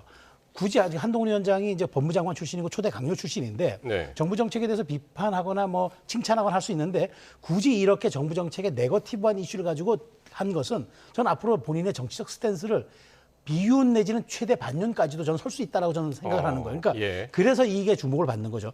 물론 이것이 당권 도전의 첫 시발 메시지냐도 중요하겠지만 저는 이게 과연 한동훈 위원장이 앞으로 내가 어떤 정치 지형과 당의 그 어떤 말하자면 그 당의 어떤 정치적 스탠스를 내가 갖고 갈 것이냐 그것을 저는 보여줬던 사례라고 봐서 앞으로 한동훈 위원장이 더 주목받는 이유가 이 첫 메시지에 있다고 저는 보는 거예요. 이런 가운데 지금 국민의힘의 비주류를 중심으로 해서 한동훈 전당대회 출마에 이제 힘을 싣는 발언이 계속 이어지고 있는데 그러면 총선 백서에는 한동훈 책임론이 지금 부각하고 있다. 그러면서 또 이제 비판도 계속 있어서 복귀에 대해서는 어떻게 보십니까? 그 영향에 대해서는? 그러니까 지금 총선 백서가 말 그대로 우리가 왜 졌는지 국민의힘이 왜 졌는지에 대해서 분석하기 위한 백서가 아니라 하나의 당권 투쟁의 도구가 돼버렸어요. 그러니까 총선 백서를 그러니까 원래 TF였던 거를 위원회급으로 격상했잖아요. 이 과정 자체를 소위 말해서 한동훈 전 비대위원장의 전대 출발을 막기 위해서 뭐 이거를 했다. 이렇게 예. 지금 바라보고 있는 거예요. 소위 말하면은 영남 친윤 쪽에서 그걸 네. 밀어붙이고 있다라는 거고 수도권을 중심으로 한 당협위원장들, 그러니까 거의 대부분 다 낙선했으니까 네. 이쪽에서는 이 답답한 상황 속에서 뭔가 국민의힘하고 대통령실이 바뀌었으면 좋겠는데 네. 하나도 안 바뀌고 있으니까 뭔가 우리들의 목소리를 대변해 줄 사람이 필요한데 네. 이거를 갖다가 한동훈 전 비대위원장에게 그 기대감을 싣고 있는 거예요. 그러니까 총선 백서에 한동훈 전 비대위원장의 총선 패배 책임론이 딱 명기되는 순간 이번 전당대회 못 나오셨습니까? 그러니까 이거 정치적 의도를 가진 총선 백서 아니냐 이러면서 지금 당의 주도권 싸움을 둘러싼 어떤 투쟁으로 변질이 돼 버렸어요. 예. 그렇기 때문에 지금 그러다 보니까는 여권의 소위 그 원로들이 총선 백서 이거 전당대회 이후에 공개하자 이렇게까지 얘기가 나오고 있는 거예요. 그러니까 총선 백서가 자칫하면은 흐지부지 될 그런 상황인 가운데 조정훈 총선 백서 특위위원장이 전당대회를 나는 나가지 않겠다. 네. 이게 왜냐하면 그동안 계속 이 조정훈 위원장의 사심이 있는 것 그렇죠. 아니냐 그런 비판을 계속 받아왔단 말이죠. 그렇죠. 저는 그래서 조정훈 위원장이 아주 조기에 잘한 결정이라고 봅니다. 그러니까 이 자체가 조정훈 위원장이 이런 데 대한 뜻을 버리지 않고 네. 계속 작업을 해나가면 여기에 대해 이 백서는 공신력과 신뢰성의 생명인데 네. 아무도 설득력을 가지 못해요. 게다가 이 자체가 오염되고 이 여기에 대해서 아무도 동의할 수 없는 상황까지 갈 수 있습니다. 그렇다면 이게 백서라는 게 패배 책임을 냉정하게 분석해서 다음에 다시는 이런 것을 반복하지 말자는 건데 그것보다는 오히려 당내 계파 갈등이라든가 당내 정치 지형에 영향을 끼치는 아주 말하자면 블랙리스트가 될 수가 있는 상황이기 때문에 예. 저는 저분 건 잘했고 그다음에 지금 조 위원장은 이제부터는 말을 아껴야 합니다. 이제부터는 공식 인터뷰도 자제하고 오직 객관적이고 정말 모두가 공감할 수 있는 타당한 이야기를 여기에 담아줘야 되고 그다음에 이 백서를 보고 국민의힘 내부나 보수 진영에서 공감을 해줘서 이 백서가 앞으로 모든 선거의 지침이 돼야 하고 당내 개혁의 출발점이 돼야 합니다. 예. 그런 백서를 만들어 놓겠다는 그 각오로 지금 임해야지 이제부터 뭐 윤 대통령도 책임 있고 한 위원장도 책임 있습니다. 이런 식의 얘기를 해가지고 가이드라인을 주는 듯한 이런 언행 전 자제해야 된다고 보고 이제부터는 올바른 백서 만들기에 집중해야 한다고 봅니다. 예. 어쨌든 본인의 진위가 뭐든 간에 너무 논란이 지금 되고 그렇죠. 있는 와중에 이게 끝마무리까지 잘 될 수 있을지 모르겠습니다. 같이 지켜보기로 하고요. 자, 오늘 발표된 정당 지지율을 살펴보겠는데요. 민주당 지지율이 관건입니다. 일단은 여론조사 기간은 13일부터 17일, 지난주 주중에 이제 이루어진 거고요.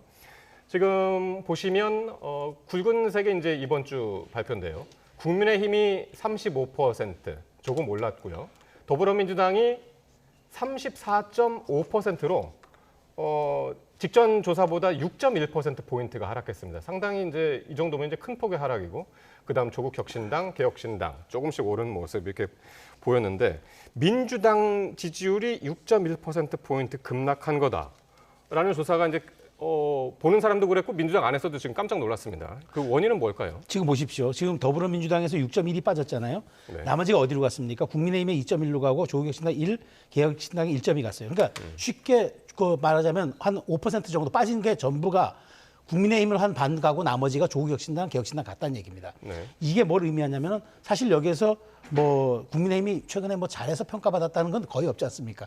자력으로 오는 게 아니죠. 민주당의 이거는 실수한 민주당의 어떤 그 말하자면은 그 자책으로 인해서 반사이익을 본 거죠. 어떤 자책? 그러니까 자책이 좀 하나죠. 민주당에서 그러니까 당원들이 이탈하면서 그 안에서 이제 그 이번 국회의장 경선을 둘러싸고 이른바 찐명들은 여기서 이탈하고 예. 이른바 비명들은 도대체 이게 민주정당이냐. 그러니까 민주정당이 확인됐다는 얘기인데 그걸 가지고 시비를 거는 그 정말 강성 개혁당원들 여기에 대해서 이제 반발이 된 거죠. 그러니까 자체 분열, 자체 균열이 지금 국민의힘이라든가 다른 야당의 이제 이익으로 간 건데 저는 민주당이 이렇게 가면 안 된다고 봐요. 저는 정말 위험하게 저게 보고 있는 건 우리가 대의민주주의를 채택했잖아요. 그런데 모든 것은 당원의 직접 참여만이 모든 것을 제대로 결정할 수 있다는 이른바 중우정치에 저는 우려에 빠질 수 있다고 보기 때문에 민주당은 이 부분을 빨리 좀 정리해 줘야 합니다. 이재명 대표가 그냥 말하자면 레토릭식으로 빠져나갈 게 아니라 강성 당원들을 제어할 수 있는 어떤 이 토대를 마련해 주지 않으면 민주당은 앞으로 중우정치에 끌려갈 수밖에 없다고 봐요. 네.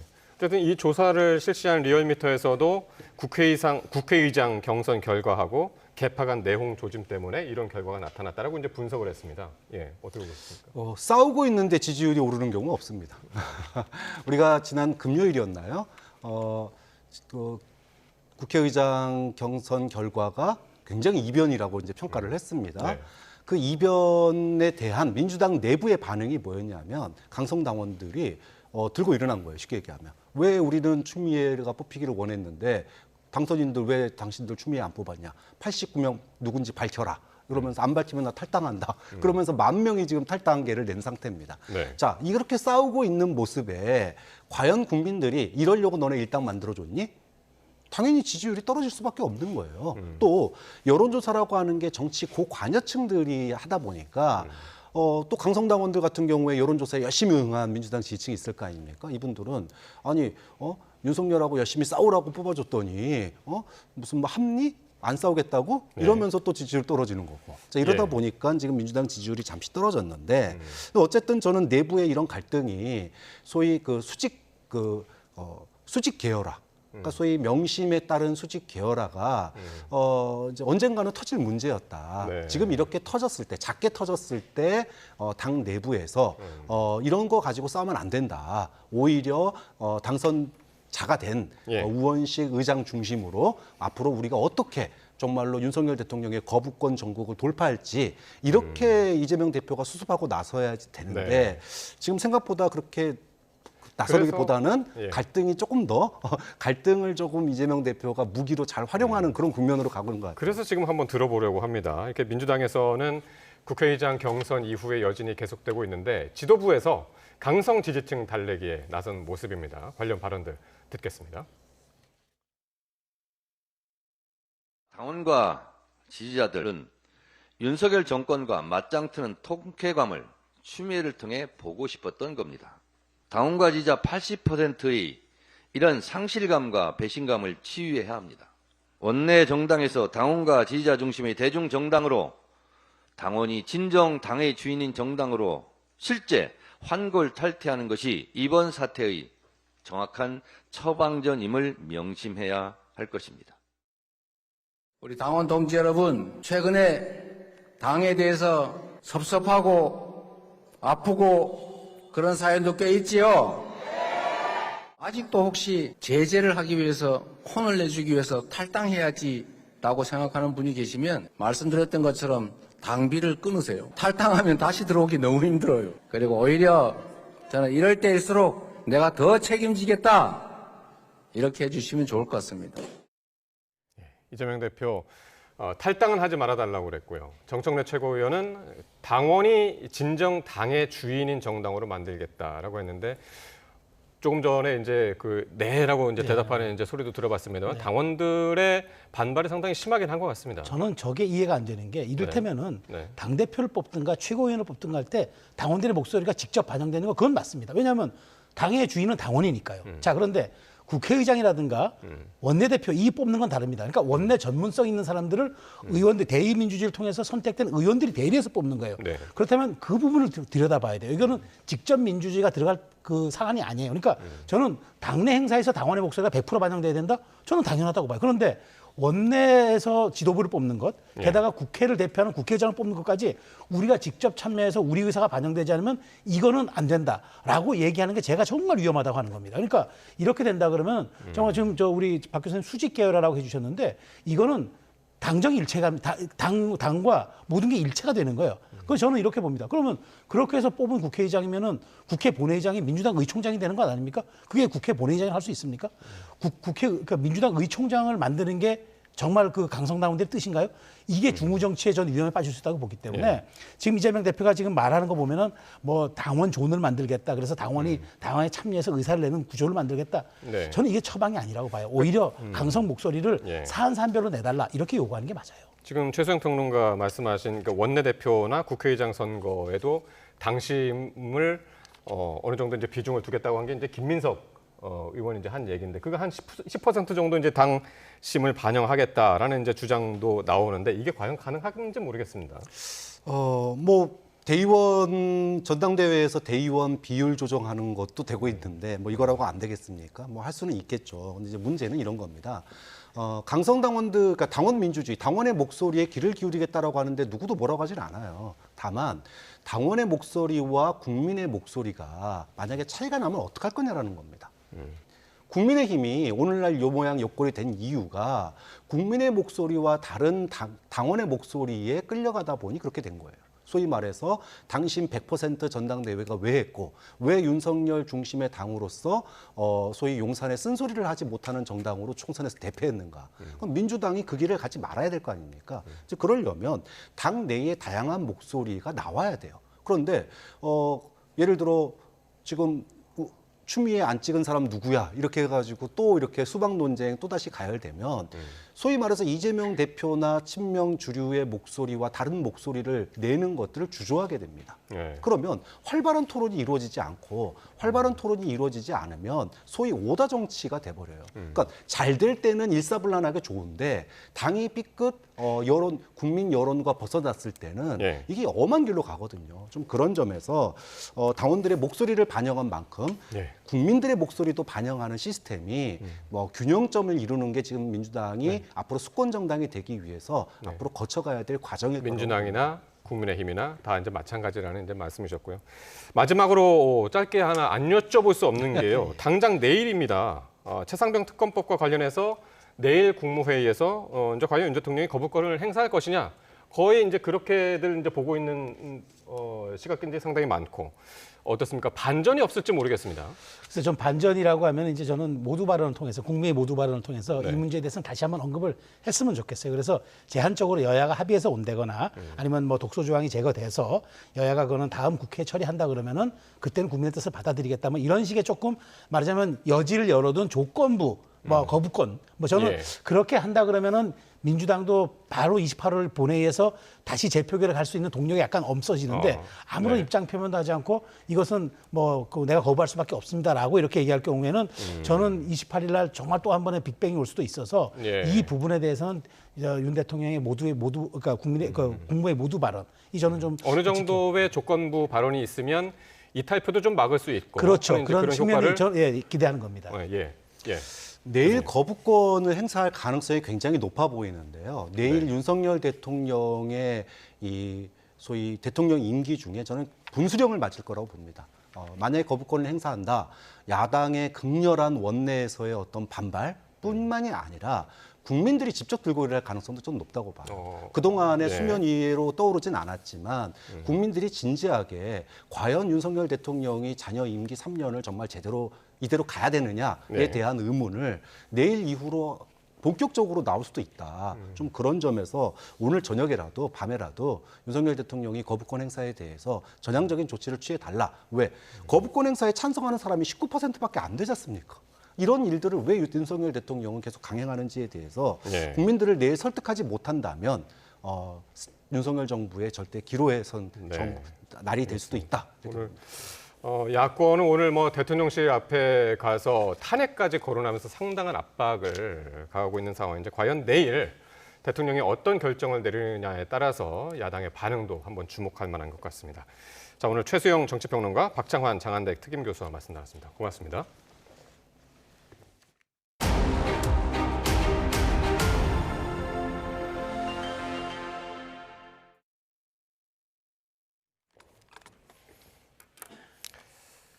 네, 바로 다음 소식 가겠습니다. 가수 김호중 씨가 뒤늦게 음주운전 사실을 인정을 했지만 실제 음주운전 혐의를 입증하기까지는 쉽지 않을 거라는 전망이 적지 않습니다.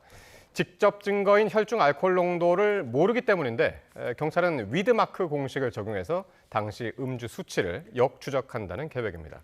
보도에 박정현 기자입니다. 김호중 씨가 경찰서에 찾아가 음주 측정을 받은 건 지난 10일 오후입니다. 뺑소니 사고 뒤 17시간 넘게 흐른 뒤라 혈중 알코올 농도 측정에서 음주는 감지되지 않았습니다. 현재 경찰은 김 씨의 음주운전을 입증할 결정적인 직접 증거는 확보하지 못한 것으로 알려졌습니다. 김 씨가 입장을 바꿔 음주운전을 시인했음에도 실제 법정에서 혐의가 인정될 수 있을지 여전히 미지수인 이유입니다.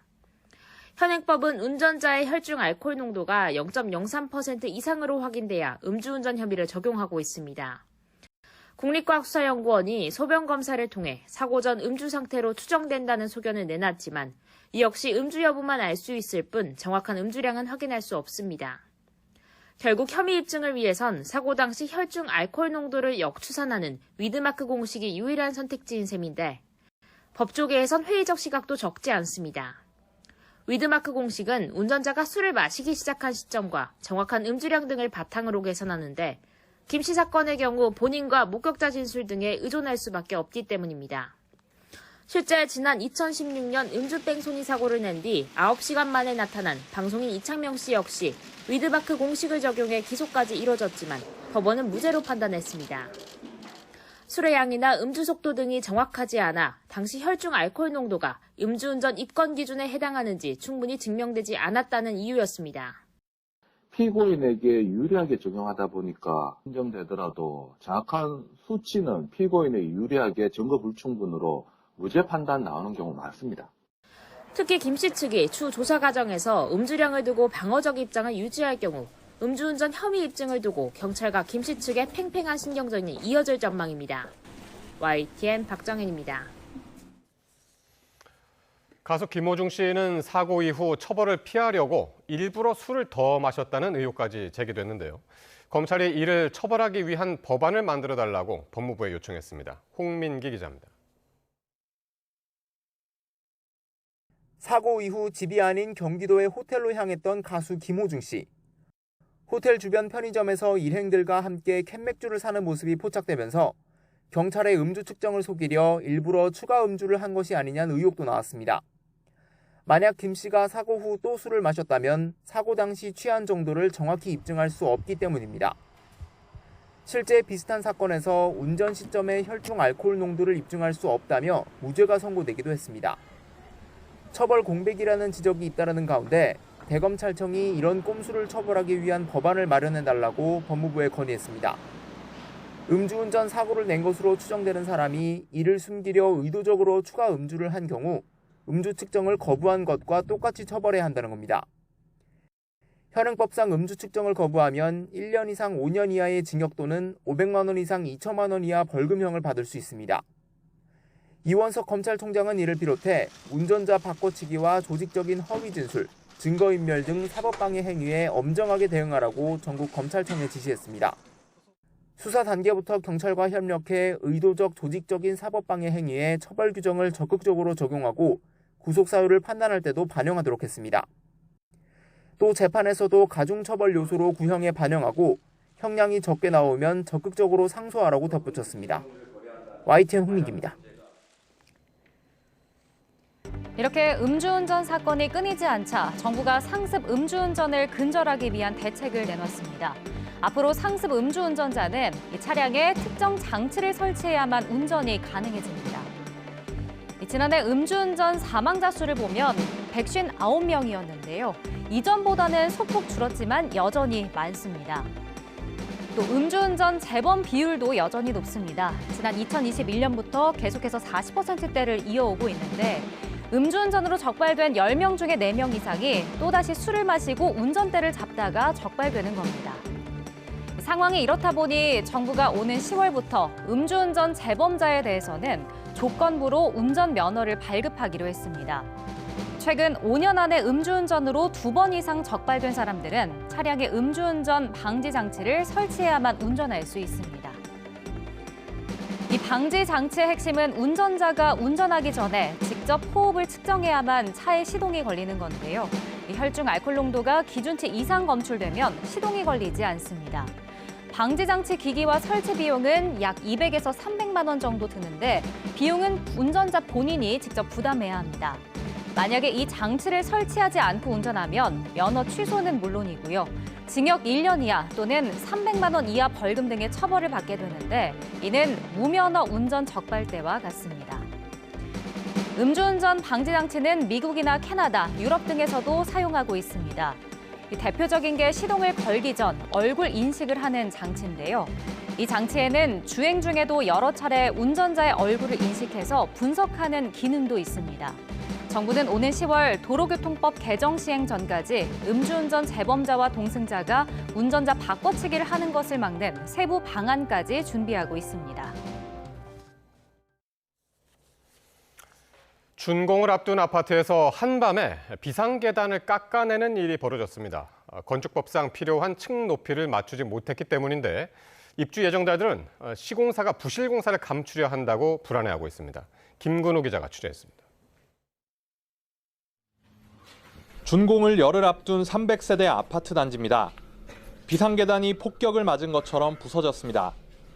콘크리트가 통째로 뜯겨 나가면서 계단 바닥은 한눈에 보기에도 얇습니다. 공사 현장입니다. 다 만들었던 계단을 급하게 부수면서 이렇게 철근과 시멘트까지 훤히 드러났습니다. 건축법상 비상계단 층 높이는 2.1m를 넘어야 합니다. 하지만 계단 일부가 기준을 충족하지 못하자 시공사가 급하게 깎아낸 겁니다. 입주 예정자들은 시공사가 자신들과 협의 없이 한밤중에 작업한 건 부실 시공을 감추기 위해서라고 주장합니다. 그러면서 벽이 휘거나 주차장에 균열이 생기는 등 아파트 곳곳에서 부실 시공 흔적이 발견됐다고 지적합니다. 보수가 되고 안전하다는 입증이 끝났을 때, 그리고 제일 중요한 건 도면을 공개해서 도면하고 정확하게 일치하게 건물이 지어졌는지 그거를 정확하게 밝혀주셔야 될 것 같습니다. 시공사 측은 부실 시공 의혹을 부인했습니다. 아직 공사 중인 만큼 시공사가 임의로 보수 작업을 할 수 있고 안전상 문제가 없어 담당 구청에 보고한 뒤 적법하게 처리했다고 밝혔습니다. 자재값과 인건비가 오르면서 전국 곳곳에서 아파트 부실 시공을 둔 분쟁이 이어지는 가운데 입주 예정자들의 속만 타들어가고 있습니다. YTN 김근우입니다. 전북 전주에 있는 세월호 분향소에서 방화로 의심되는 불이 났습니다. 경찰은 화재 직후 주변을 배회하던 60대 노숙자를 용의자로 보고 체포했습니다. 송재인 기자의 보도입니다. 전주 한옥마을 주변 풍남문 광장. 작은 불꽃이 솟구치는가 싶더니 삽시간에 불이 커집니다. 불이 난 곳은 전국 유일의 세월호 분향소. 소방차 여러 대가 출동해 신속하게 불길을 잡았습니다. 참사 10주기에 난 원인 모를 불에 분향소를 지키는 이들은 참담함을 감추지 못합니다. 사실 영정이 일부가 훼손이 돼서 너무 가슴이 아프고 유가족들에게 미안합니다. 화재 직후부터 현장 감식 작업이 이어졌습니다. 불이 번진 속도로 미뤄 담뱃불에 의한 실화 가능성은 크지 않다는 추측이 나옵니다. 재단에 촛불이 켜진 상태도 아니었습니다. 전기 제품 코드도 빠져 있었고 특히 화재 현장 상황으로 미뤄볼 때 전기로 인한 불 역시 아닐 거라는 분석입니다. 전기로 인해서 화재가 나면은 전기선에서 끊어지면서 망울이 생깁니다. 그걸 단락흔이라고 합니다. 근데 이제 그게 없단 말씀이신 거죠? 예. 경찰은 주변 CCTV를 추적한 끝에 근처에서 노숙하는 60대 남성을 방화 용의자로 체포했습니다. 이 남성은 라이터로 천막에 불을 붙이려다 잘 되지 않자 옆에 버려져 있던 종이 가방에 재차 불을 붙여 분향소에 던진 거로 추정됩니다. 경찰은 일반 물건 방화 혐의로 남성에 대해 구속영장을 신청할 예정입니다. YTN 송재인입니다. 오늘 오후 한때 카카오톡 수발 시인이 원활하게 이루어지지 않아 이용자들이 불편을 겪었습니다. 카카오 측은 오늘 오후 2시 52분부터 6분 동안 모바일과 PC 버전 카카오톡 로그인이 되지 않는 현상이 일어났다고 밝혔습니다. 또 구체적인 오류 원인을 조사하고 있다고 설명했습니다. 정부가 의대 증원은 확정된 것이라고 못 박으며 이번 주 대학별 모집 계획을 심의해 오는 30일에 발표하겠다고 밝혔습니다. 의대 교수협의회는 이에 반발하며 법원에 탄원서를 제출했습니다. 염혜원 기자입니다. 교육부는 의대 증원 철회는 불가능하다며 이제는 천재지변이 아니라면 그대로 간다고 못 박았습니다. 이달 말 시한을 어긴다면 모든 수험생과 학부모의 문제가 되어버린다는 겁니다. 교육부는 오는 24일 한국대학교육협의회 심의와 승인을 거쳐 30일 결과를 공개하겠다고 밝혔습니다. 관심을 끄는 지역 인재 전형과 정시, 수시 비율 등이 포함된 최종 모집 계획입니다. 이주호 부총리는 각 대학에 의대 증원을 위한 신속한 학칙 개정을 주문했습니다. 사법부에서도 의료개혁과 의대 정원 확대의 필요성을 공공복리 측면에서 인정하고 있는 만큼 개별 대학에서도 이를 반드시 반영하여 학칙을 개정해 주시기 바랍니다. 또 또 의대생들이 집단 유급에 이르지 않도록 학교가 나서 설득하라고 촉구했습니다. 병원을 떠난 지 석 달이 된 전공의들을 향해서는 전문의 자격을 취득하려면 조만간 돌아와야 한다고 경고했습니다. 개개인의 진로에 중대한 영향을 미칠 수 있는 만큼 불이익을 받지 않도록 병원으로 조속히 돌아와 수련에 임해 주시기 바랍니다. 하지만 의료계 역시 이대로 물러서지는 않을 기세입니다. 전국의대교수협의회는 아직 남은 증원정지 가처분 재판의 결론을 이달 말까지 내달라며 법원에 탄원서를 제출했습니다. 5월 29일 이전에 결정을 내려주시길 부탁드리는 것이 첫 번째 요청이고요. 두 번째 요청은 전국의 32개 대학과 교육부에게 바로 그 재판부의 결정이 내려지기 전까지는 2026년 5학년도 대입 정원 모집 공고를 중개달라 하는 것이고요. 의료계는 또 오는 22일 긴급 총회를 열어 의대 증원에 종지부를 찍으려는 정부에 대응할 새로운 방침을 내놓을 것으로 보입니다. YTN 염혜원입니다. 이런 가운데 의과대학 학생의 97%가 정부 의대 증원 추진에 반발해 휴학계를 제출했거나 수업을 거부하고 있다는 설문조사 결과가 나왔습니다. 대한의과대학 의학전문대학원 학생협회는 지난주 예과 신입생부터 본과 4학년까지 의대생 전체 18,000여 명을 대상으로 조사한 결과 응답자 14,000여 명 가운데 97.2%가 이렇게 답했다고 밝혔습니다. 정부가 의대 증원과 필수 의료 패키지 정책을 시행할 경우 국내에서 의사활동을 하겠다고 답한 비율은 28.5%에 그쳤고 38.4%는 모르겠다, 26.8%는 해외에서 의사활동을 하겠다고 선택했습니다. 간호협회가 간호사는 필요할 때 쓰고 버려지는 티슈 노동자일 수 없다며 21대 국회에서 간호법안을 처리해달라고 요구했습니다. 대한간호협회는 오늘 국회에서 기자회견을 열고 과중한 업무와 불법에 내몰리는 업무 환경 때문에 1년 이내에 간호사를 포기하는 비율은 57%, 5년 이내에 포기하는 비율이 80%에 달한다고 밝혔습니다. 그러면서 간호사 역할을 진료 지원으로 넓히는 등 간호사 처우 개선을 내용으로 하는 간호법안을 남은 21대 국회 임기 내에 처리해야 한다고 호소했습니다. 마늘이 생장을 멈추지 않고 계속 자라는 벌마늘 현상에 마늘이 제2의 금사과가 되는 것 아니냐는 우려가 나오고 있습니다. 당장은 재고량이 많아 가격에 영향을 주고 있지 않지만 생산량도 줄어들 전망이라 앞으로가 걱정입니다. 보도에 오동건 기자입니다. 햇 마늘이 한가득 망에 담겨 판매되고 있습니다. 품질 좋은 마늘을 고르기 위해 꼼꼼히 살피는 소비자들. 최근 발생한 벌마늘 현상이 걱정입니다. 우리가 보통 먹는 마늘은 육종 마늘을 많이 선호하잖아요. 근데 이제 그렇게 많이 여러 가곡으로 쪼개진다는 자체도 문제가 있는 거고, 이왕이면 좋은 품종을 먹고 싶은데 그렇게 되면 소비자들이 많이 힘들지 않겠어요? 2차 생장으로 마늘이 여러 쪽으로 벌어지는 벌마늘 현상은 생산량에 영향을 주고 있습니다. 한국농촌경제연구원은 올해 마늘 생산량이 6에서 7% 감소할 것으로 전망했습니다. 벌마늘이 발생하면 이렇게 망으로 마늘을 팔기 어려워집니다. 간마늘 혹은 깐마늘로 팔 수밖에 없습니다. 벌마늘은 기본적으로 비싼 값을 받지 못해 농가의 피해가 커지게 됩니다. 원인은 잦은 비와 일조량 감소 등 이상기후 때문인데 남부지방이 큰 타격을 받았습니다. 특히 제주도의 피해가 컸고 전남과 경남, 경북에서도 피해가 계속 보고되고 있습니다. 벌마늘 피해에도 당장 마늘 공급은 안정적입니다. 농식품부는 올해 재고량이 작년보다 9.3% 많아 수급에 큰 문제가 없다고 보고 있습니다. 지금 마늘의 경우에는 전년도 재고가 조금 많은 편입니다. 그래서 지금 벌마늘 같은 경우는 또 가공용으로 사용할 수도 있고, 그래서 이제 수급 영향은 좀 적을 걸로 보여지고. 그러나 이미 올해 마늘 재배 면적이 농가 수입 등의 이유로 5.7% 줄어든 상황이고 다른 작물 재배로 바꿀 가능성도 있어서 점차 가격이 오를 수도 있습니다. 마늘 가격 오르면 수입산 가루를 사다 먹을 수밖에 없어요.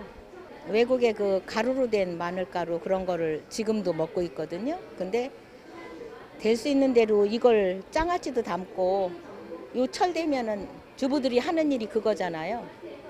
근데 이렇게 비싸면 주부들이 좀 못 살 것 같아요. 벌마늘의 원인인 이상기후가 계속되는 상황에서 장기적인 관점의 마늘 수급 관리가 필요합니다. YTN 오동건입니다.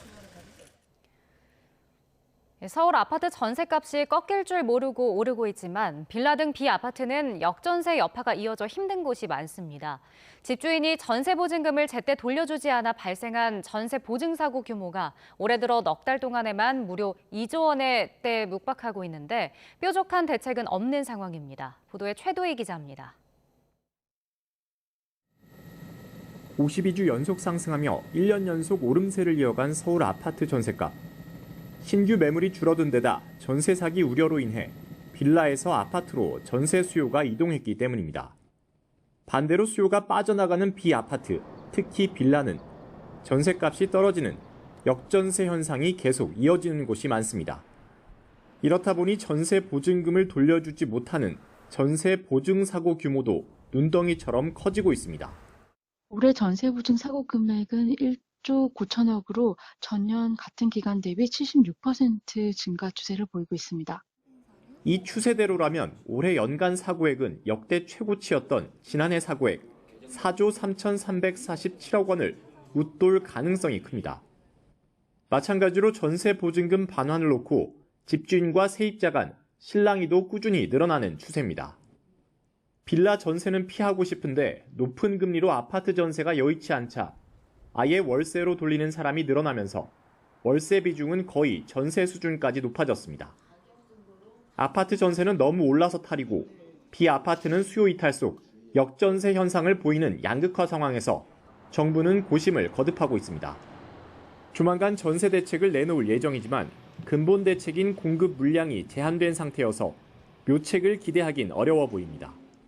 임대시장 쪽에서 임대사업자 활성화 관련해서 임대인들이 그 양질의 물건들을 시장에 내놓을 수 있게 혹은 장기 임대 형태들로 돌릴 수 있게 이런 형태들로 인센티브를 좀 부여하는 형태가 되지 않을까 싶습니다. 무엇보다 전세 사기로부터 세입자를 보호하는 방법을 놓고 정부와 야당이 다른 목소리를 내고 있는 상황이어서 양극화된 전세 시장을 정상화하기는 쉽지 않아 보입니다. YTN 최두입니다.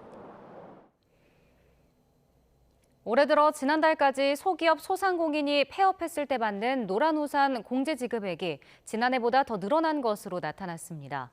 국회 기획재정위원회 소속 더불어민주당 양경숙 의원실이 중소벤처기업부에서 받은 자료에 따르면 올해 들어 지난 4월까지 노란우산 폐업 사유 공제금 지급 건수는 42,800여 건으로 지난해 같은 기간보다 9.6% 늘었습니다. 폐업 공제금 지급 건수와 지급액은 지난해 처음 10만 건 1조 원을 넘어 역대 최대를 기록한 데 이어 올해도 증가 추세를 보이고 있습니다. 알리익스프레스와 테무 등 중국 온라인 쇼핑몰 매출이 지난달 발암물질 논란 등 영향에 40% 넘게 급감했습니다. BC카드가 이들 업체의 지난달 결제 데이터를 분석한 결과 3월 대비 매출액이 40.2% 급감한 것으로 집계됐습니다. 지난해 10월 매출액을 100으로 봤을 때 올 1월은 153.7, 3월은 238.8로 급성장했으나 4월에는 142.9로 급감했습니다. 문재인 전 대통령의 회고록을 둘러싼 논란이 좀처럼 사그라들지 않고 있습니다. 특히 과거 김정숙 여사의 인도 외유 논란이 다시 쟁점으로 부각이 됐는데 여야는 각각 참회록을 써야 할 대상은 상대방이라며 신경전을 벌였습니다. 임성재 기자입니다. 국민의힘은 문재인 전 대통령의 회고록 변방에서 중심으로의 내용을 조목조목 비판하며 집중 공세를 펼쳤습니다. 문 전 대통령이 써야 할 건 자화자찬과 정신승리로 점철된 회고록이 아니라 지난날 과오를 반성하는 참회록이어야 한다고 깎아내렸습니다. 대북 제재를 풀어달라고 국제사회를 돌아다니면서 김정은을 대변한 일을 비롯해 새 공무원 피격 사건, 탈북어민, 강제 북송 등 문 전 대통령 집권 기간은 대한민국 외교사의 흑역사로 기록될 것입니다. 특히 김정숙 여사의 인도 방문을 영부인 첫 단독 외교라고 높이 평가한 대목을 파고들었습니다. 지난 2018년 당시 우리 외교부가 인도 측에 먼저 김정숙 여사 초청을 타진한 정황이 국정감사 등을 통해 드러났는데 해괴한 주장을 펴고 있다는 겁니다. 상대당에 대해서는 없는 의혹도 만들어 침소 봉대를 하면서 자당에 대해서는 한없이 관대하니 내로남불, 모렴치라는 꼬리표를 뗄 수가 없습니다. 여당 일각에선 이번 기회에 김정숙 여사 특검을 추진해야 한다는 주장도 힘을 얻는 분위기입니다. 민주당은 참회록을 써야 할 대상은 자성도, 쇄신도 않는 윤석열 대통령이라고 맞받았습니다. 최상병 특검법 등으로 수세에 몰리자 국민 분노를 돌리기 위해 색깔론을 펴고 있다는 주장입니다. 해묵은 색깔론은 더 이상 통하지 않습니다. 국민께서는 국민의힘이 때만 되면 들고 나오는 치졸한 색깔론 공세에 더 이상 속지 않으실 것입니다. 유달리 김정숙 여사에게 집중 포화를 쏟아붓는 이유도 뻔하다고 꼬집었습니다. 김건희 여사를 둘러싼 각종 의혹을 잠재우기 위해 물타기하려는 의도란 취지입니다. 방탄 김건희 공천을 해가지고 망했고, 민정수석도 방탄 민정수석을 김건희 방탄하기 위해서 해가지고 검찰 인사하고, 또 지금 이 특검만 하더라도 무슨 삼김 특검이에요. 문재인 전 대통령 회고록을 두고 여야 대치 전선이 확대된 모습인데 22대 국회를 앞둔 전국 주도권 싸움의 성격도 없지 않다는 분석입니다. YTN 임성재입니다. 국민의힘에서는 당원 투표 100%인 현 전당대회 룰을 개정하자는 목소리가 확산하고 있습니다. 황우여 비대위원장은 친윤계 일각에서 거론하는 차기 지도부 선출 이후 룰 개정 주장을 모순이라고 반박했고, 당 원로들 역시 민심을 반영하자며 황 위원장의 힘을 실었습니다. 박광열 기자가 보도합니다. 황우여 비대위의 가장 큰 화두로 떠오른 차기 당대표 선출 방식 문제와 관련해 황 비대위원장이 전부 다 구체적인 입장을 밝혔습니다. YTN과의 통화에서 차기 지도부에 이 문제를 넘기자는 주장은 자신을 선출한 규정에 손을 댄다는 점에서 모순이라고 지적한 겁니다.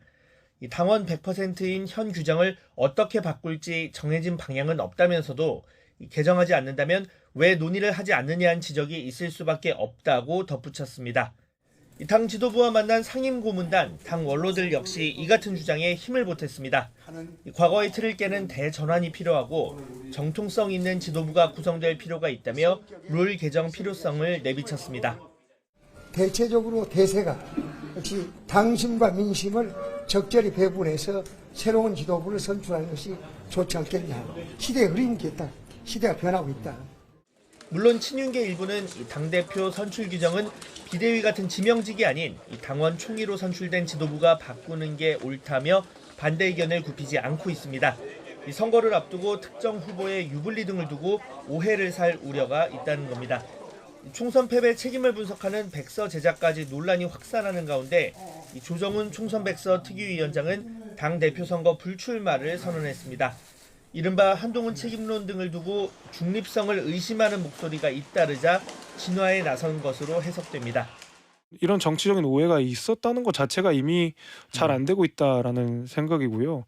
이번 총선에서 대통령실을 제외하고 논한다는 거는 그냥 저는 수박 겉핥기밖에 안 된다고 보는데, 당 일각에선 당권 경쟁에 영향을 줄 백서 발표를 차기 전당대회 이후로 미뤄야 한다는 지적까지 나오고 있습니다. 한동훈 출마론과도 무관치 않다는 측면에서 전당대회 시기와 규정을 둘러싼 논쟁은 당분간 당내 갈등의 최대 뇌관으로 꼽힙니다. YTN 박광열입니다.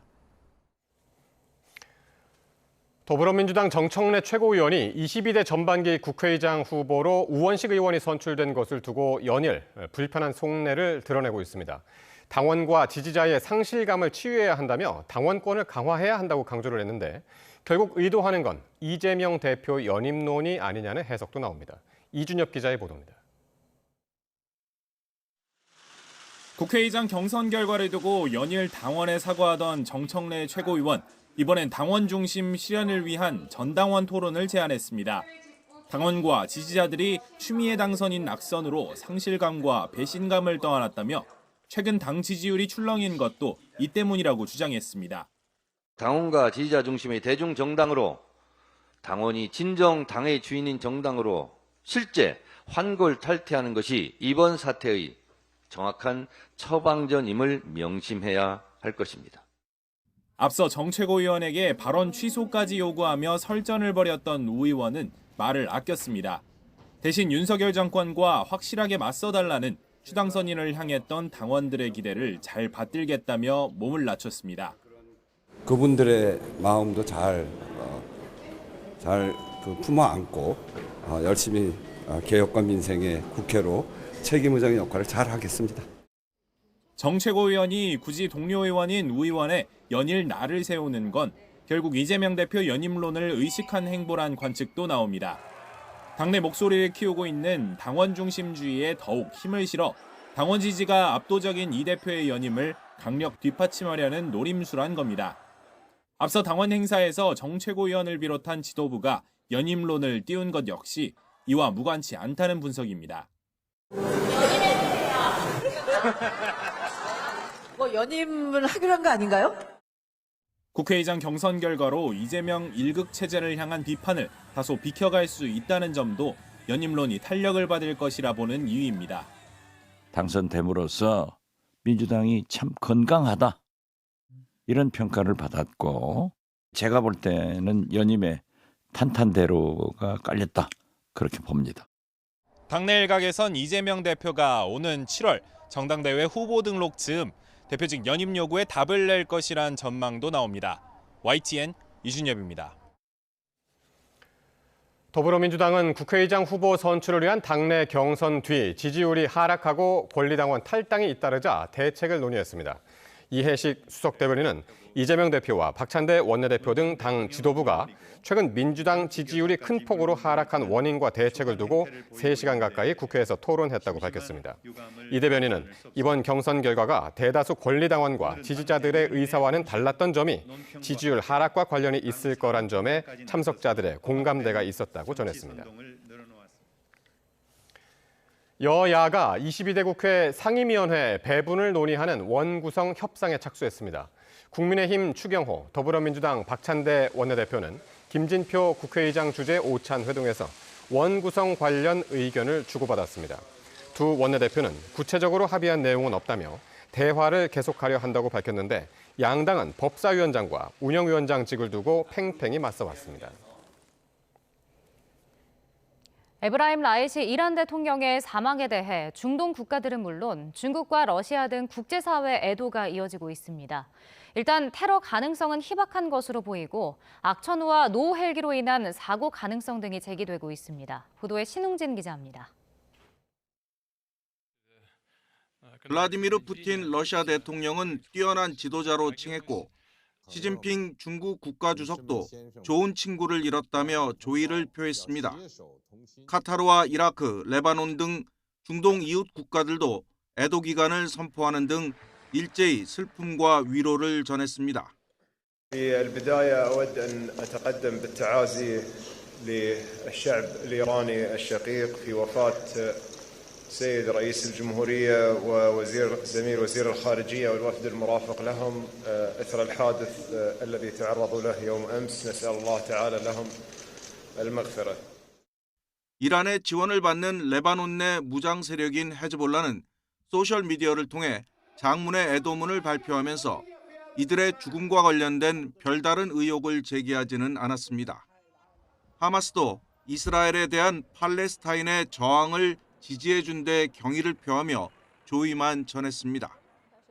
최근 이란과 미사일을 주고받으며 공방을 벌인 이스라엘은 배후설을 의식한 듯 이번 사고와 무관하다며 선을 그었습니다.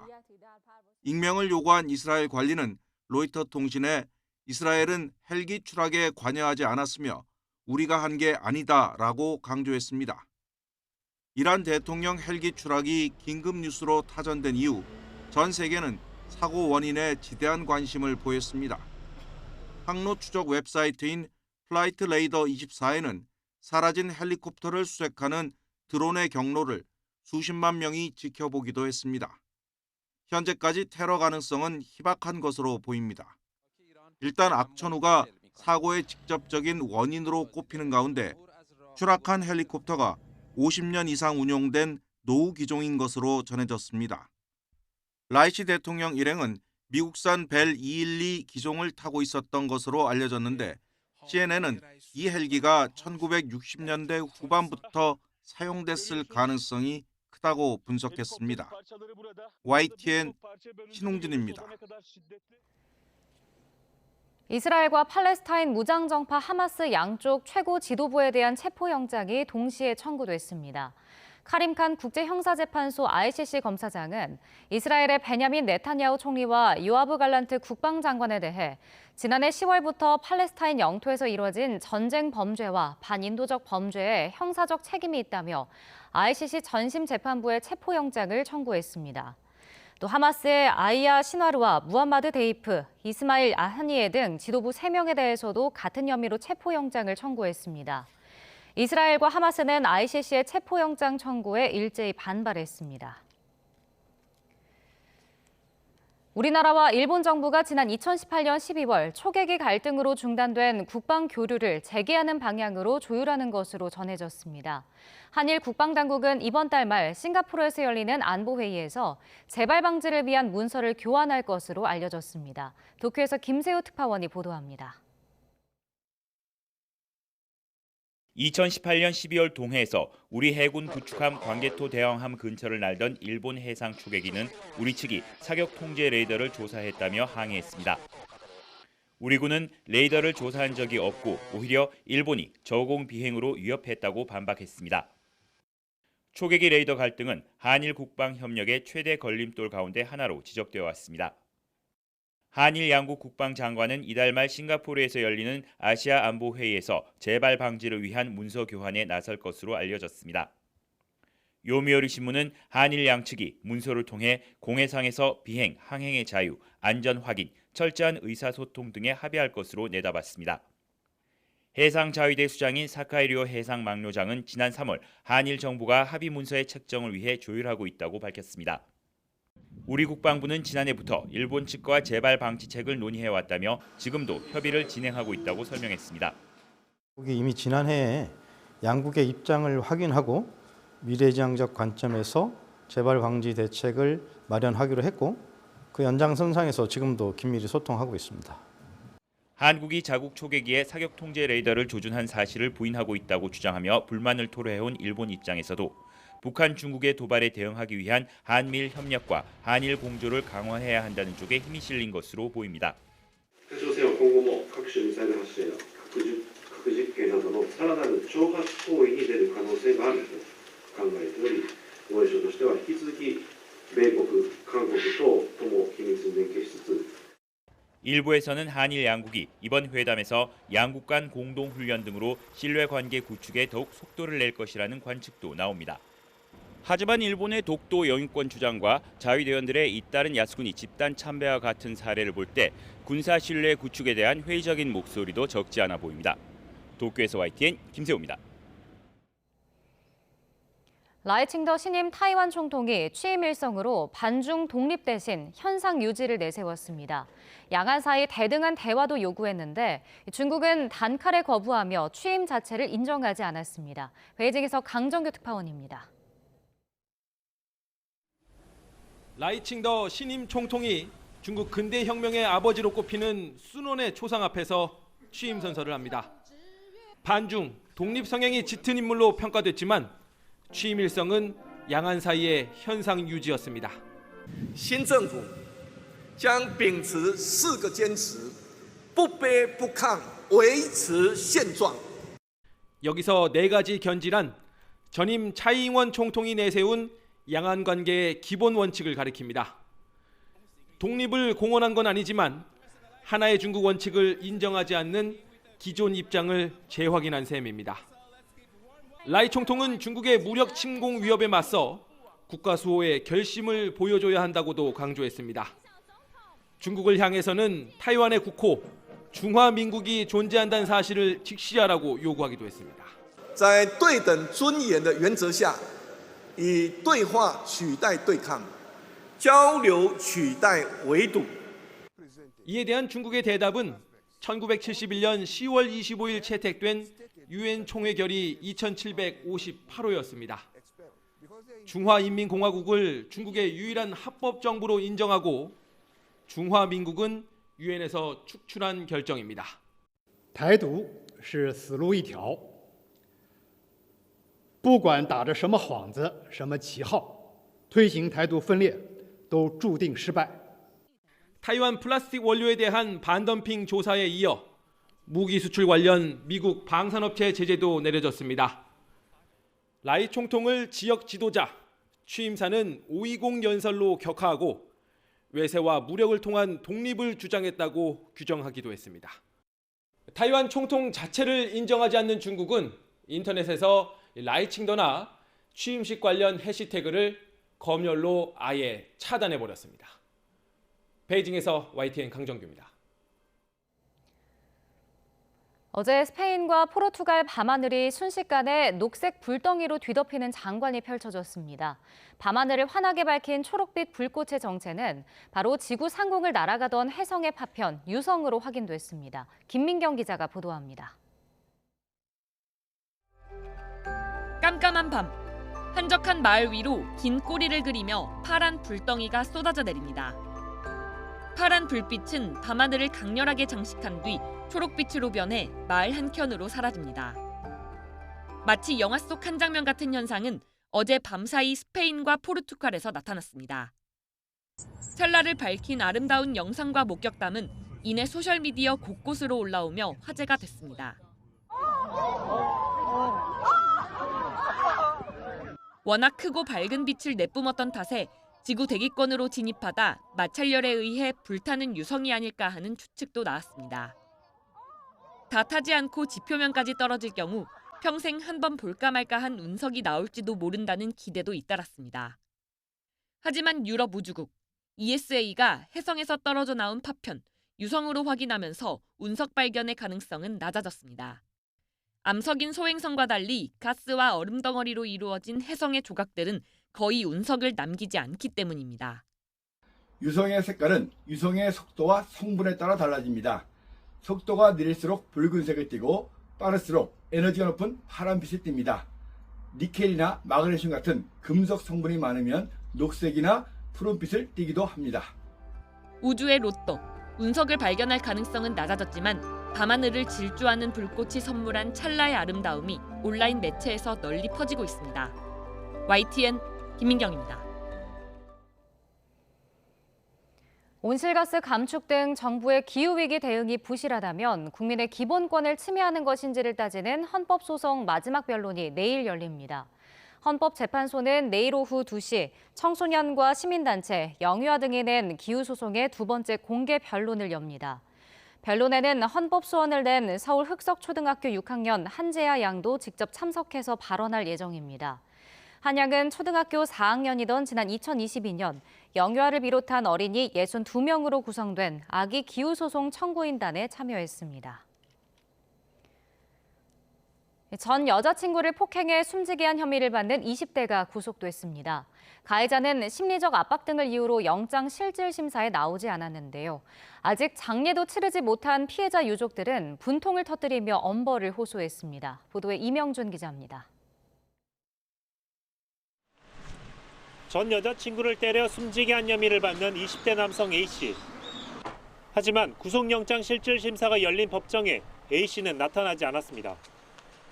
변호인을 통해 심리적 압박 등을 이유로 불출석 사유서를 법원에 제출했습니다. A씨를 보려 기다리던 피해자 유족들은 분통을 터뜨립니다. 가해자는 이런 상황 속에서도 자신의 잘못을 인정하거나 반성하는 태도를 보이지 않고 있습니다. 법원은 피의자가 도주할 우려가 있다며 영장을 발부했습니다. A씨는 지난달 1일 전 여자친구 B씨를 찾아가 약속을 안 지켰다며 얼굴 등을 여러 차례 때렸습니다. B씨는 병원에서 치료받다 9일 만인 지난달 10일 밤 결국 숨졌습니다. A씨는 경찰 조사에서 폭행 사실을 인정하면서도 자신 때문에 죽었는지 정확하게 모르겠다고 진술한 것으로 전해졌습니다.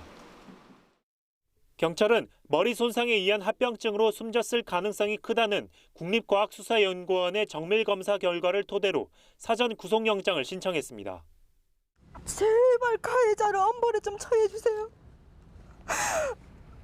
너무 가슴이 너무 아프고 저희 딸의 마지막 모습이 죽을 때까지 지워지지 않을 것 같고.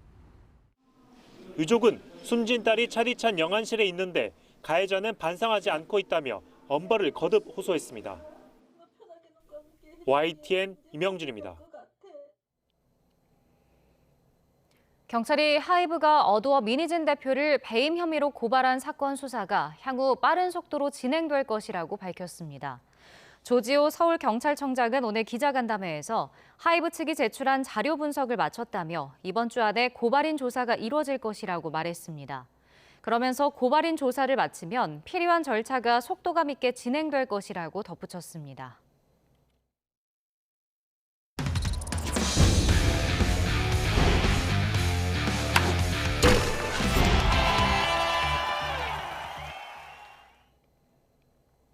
새 사령탑을 찾는 데 애를 먹고 있는 대한축구협회가 다음 달 열리는 월드컵 예선도 임시 감독에게 맡기기로 했습니다. 시간에 쫓겨 부랴부랴 김도훈 전 울산 감독에게 2경기 지휘봉을 맡겼습니다. 보도에 이경재 기자입니다. 새로운 감독 선임은 난항이고 A매치는 점점 다가오고 대한축구협회가 다시 고육지책 카드를 꺼내들었습니다. 다음 달 6일과 11일에 열리는 월드컵 2차 예선 싱가포르와 중국전 2경기를 임시 감독 체제로 진행하기로 하고 김도훈 전 울산 감독을 사령탑에 선임했습니다. 김도훈 감독이 지도자로서 능력과 성과를 보여줬고 특히 싱가포르 리그에서의 우승 경험을 높이 샀다고 정혜성 전력강화위원장은 밝혔습니다. 하지만 당초 5월 초로 못 박았던 새 감독 선임 약속을 지키지 못한 대한축구협회가 임시 감독에게 맡긴 책임과 부담은 큽니다. 한국 축구를 위해서 제가 도움이 될 수 있다 이러면 조금이나마 도움을 주기 위해서 결정했고 지금은 시간이 좀 부족하지만 주어진 환경 속에 최선을 다하겠습니다. 대표팀이 사실상 월드컵 3차 예선을 확정했지만 진짜 중요한 최종 예선에서 톱스들을 받기 위해선 한 경기도 삐끗하면 안 되는 상황. 10년 전 19세 이하 대표팀 수석 코치 이후 대표팀 지도자 경력이 없고 4년 전에 K리그도 떠난 김도훈 임시감독이 시간도 없고 권한도 부족한 자리에서 개인의 능력으로 지도력을 발휘해야 하는 게 현실입니다. 결과적으로 본업인 올림픽팀이 파리에 못 가게 되면서 실패로 돌아간 황선홍 체제에 이어 대한축구협회 무능력으로 출범한 김도훈 체제가 축구대표팀의 미래에 어떤 결과를 가져오게 될지 우려가 큽니다. YTN 이경재입니다. 파리 패럴림픽 장애인 올림픽이 100일 앞으로 다가온 가운데 우리 선수단은 이번 대회 15개에서 17개 종목에 70에서 80여 명의 선수가 출전할 것으로 예상됩니다. 대한장애인체육회는 이번 대회 금메달 5개, 20위권 진입을 목표로 하고 있다며 5개 종목에 메달 가능성이 높은 선수 20명을 선발해 집중 지원하고 있다고 밝혔습니다. 이를 위해 장애인체육회는 선수단의 컨디션 조절과 현지 적응을 위해 현지 사전 캠프도 운영합니다. 프로농구 LG가 팀을 2시즌 연속 정규리그 2위로 이끈 포인트 가드 이재도와 재계약했습니다. LG는 이재도와 계약 기간 3년, 첫 해 보수 총액 5억 5천만 원에 계약했다고 밝혔습니다. 지난 2013년 프로에 입성한 이재도는 현재 444경기 연속 출전 기록을 이어가고 있습니다. LG와 삼성에서 뛰었던 베테랑 포인트 가드 김실애는 DB와 1년, 보수 총액 1억 원에 계약했습니다.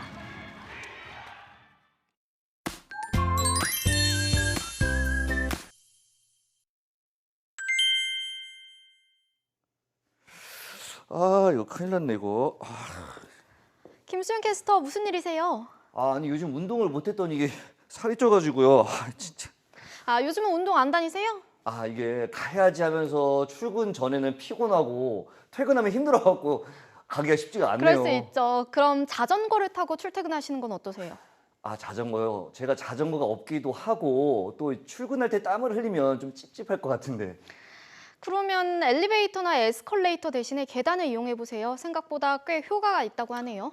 계단이요? 그 계단은 건강에도 좋잖아요. 네, 맞습니다. 그리고 혹시 드로인 운동이라고 아세요? 드로인이요? 잘 모르겠는데. 네, 이게 허리를 쭉 편 상태에서 배가 등에 닿는 듯한 느낌으로 집어넣고 힘을 주는 운동입니다. 힘을 준 상태에서 30초 정도 유지하면 됩니다. 이거 제법 운동 효과가 있는 것 같은데요? 우와. 네, 이게 허리와 복부의 근육이 강화되면서 뱃살을 빼는 데 도움이 된다고 하네요. 앉아서 할 때는 등을 떼고 이렇게 하면 되겠죠? 네, 맞습니다. 생각날 때마다 틈틈이 해주세요. 네, 알겠습니다. 기억해두도록 하겠습니다. 네, 이번에는 날씨 알아보겠습니다. 내일은 서울 낮 기온이 28도까지 오르는 등 서쪽 지방을 중심으로 낮더위가 기승을 부리겠습니다. 반면 동해안은 포항 낮 기온이 19도에 머무는 등 예년 기온을 밑돌며 선선하겠습니다. 내일 하늘은 대체로 맑겠지만 아침까지 중부 서해안과 충청, 전북은 안개가 짙게 끼겠고요. 낮 동안에는 서쪽 지방을 중심으로 자외선이 강한 가운데 오존 농도가 짙게 나타나는 곳이 많겠습니다. 네, 남은 한 주도 대체로 맑은 가운데 예년보다 더운 날씨가 이어질 전망입니다. 지금까지 날씨 캔버스의 원이다. 김수현이었습니다. 네, YTN 뉴스나이트 월요일 순서 모두 마칩니다. 저희는 내일 밤 9시 반에 새로운 이슈들과 함께 다시 찾아뵙겠습니다. 시청해주신 여러분 고맙습니다.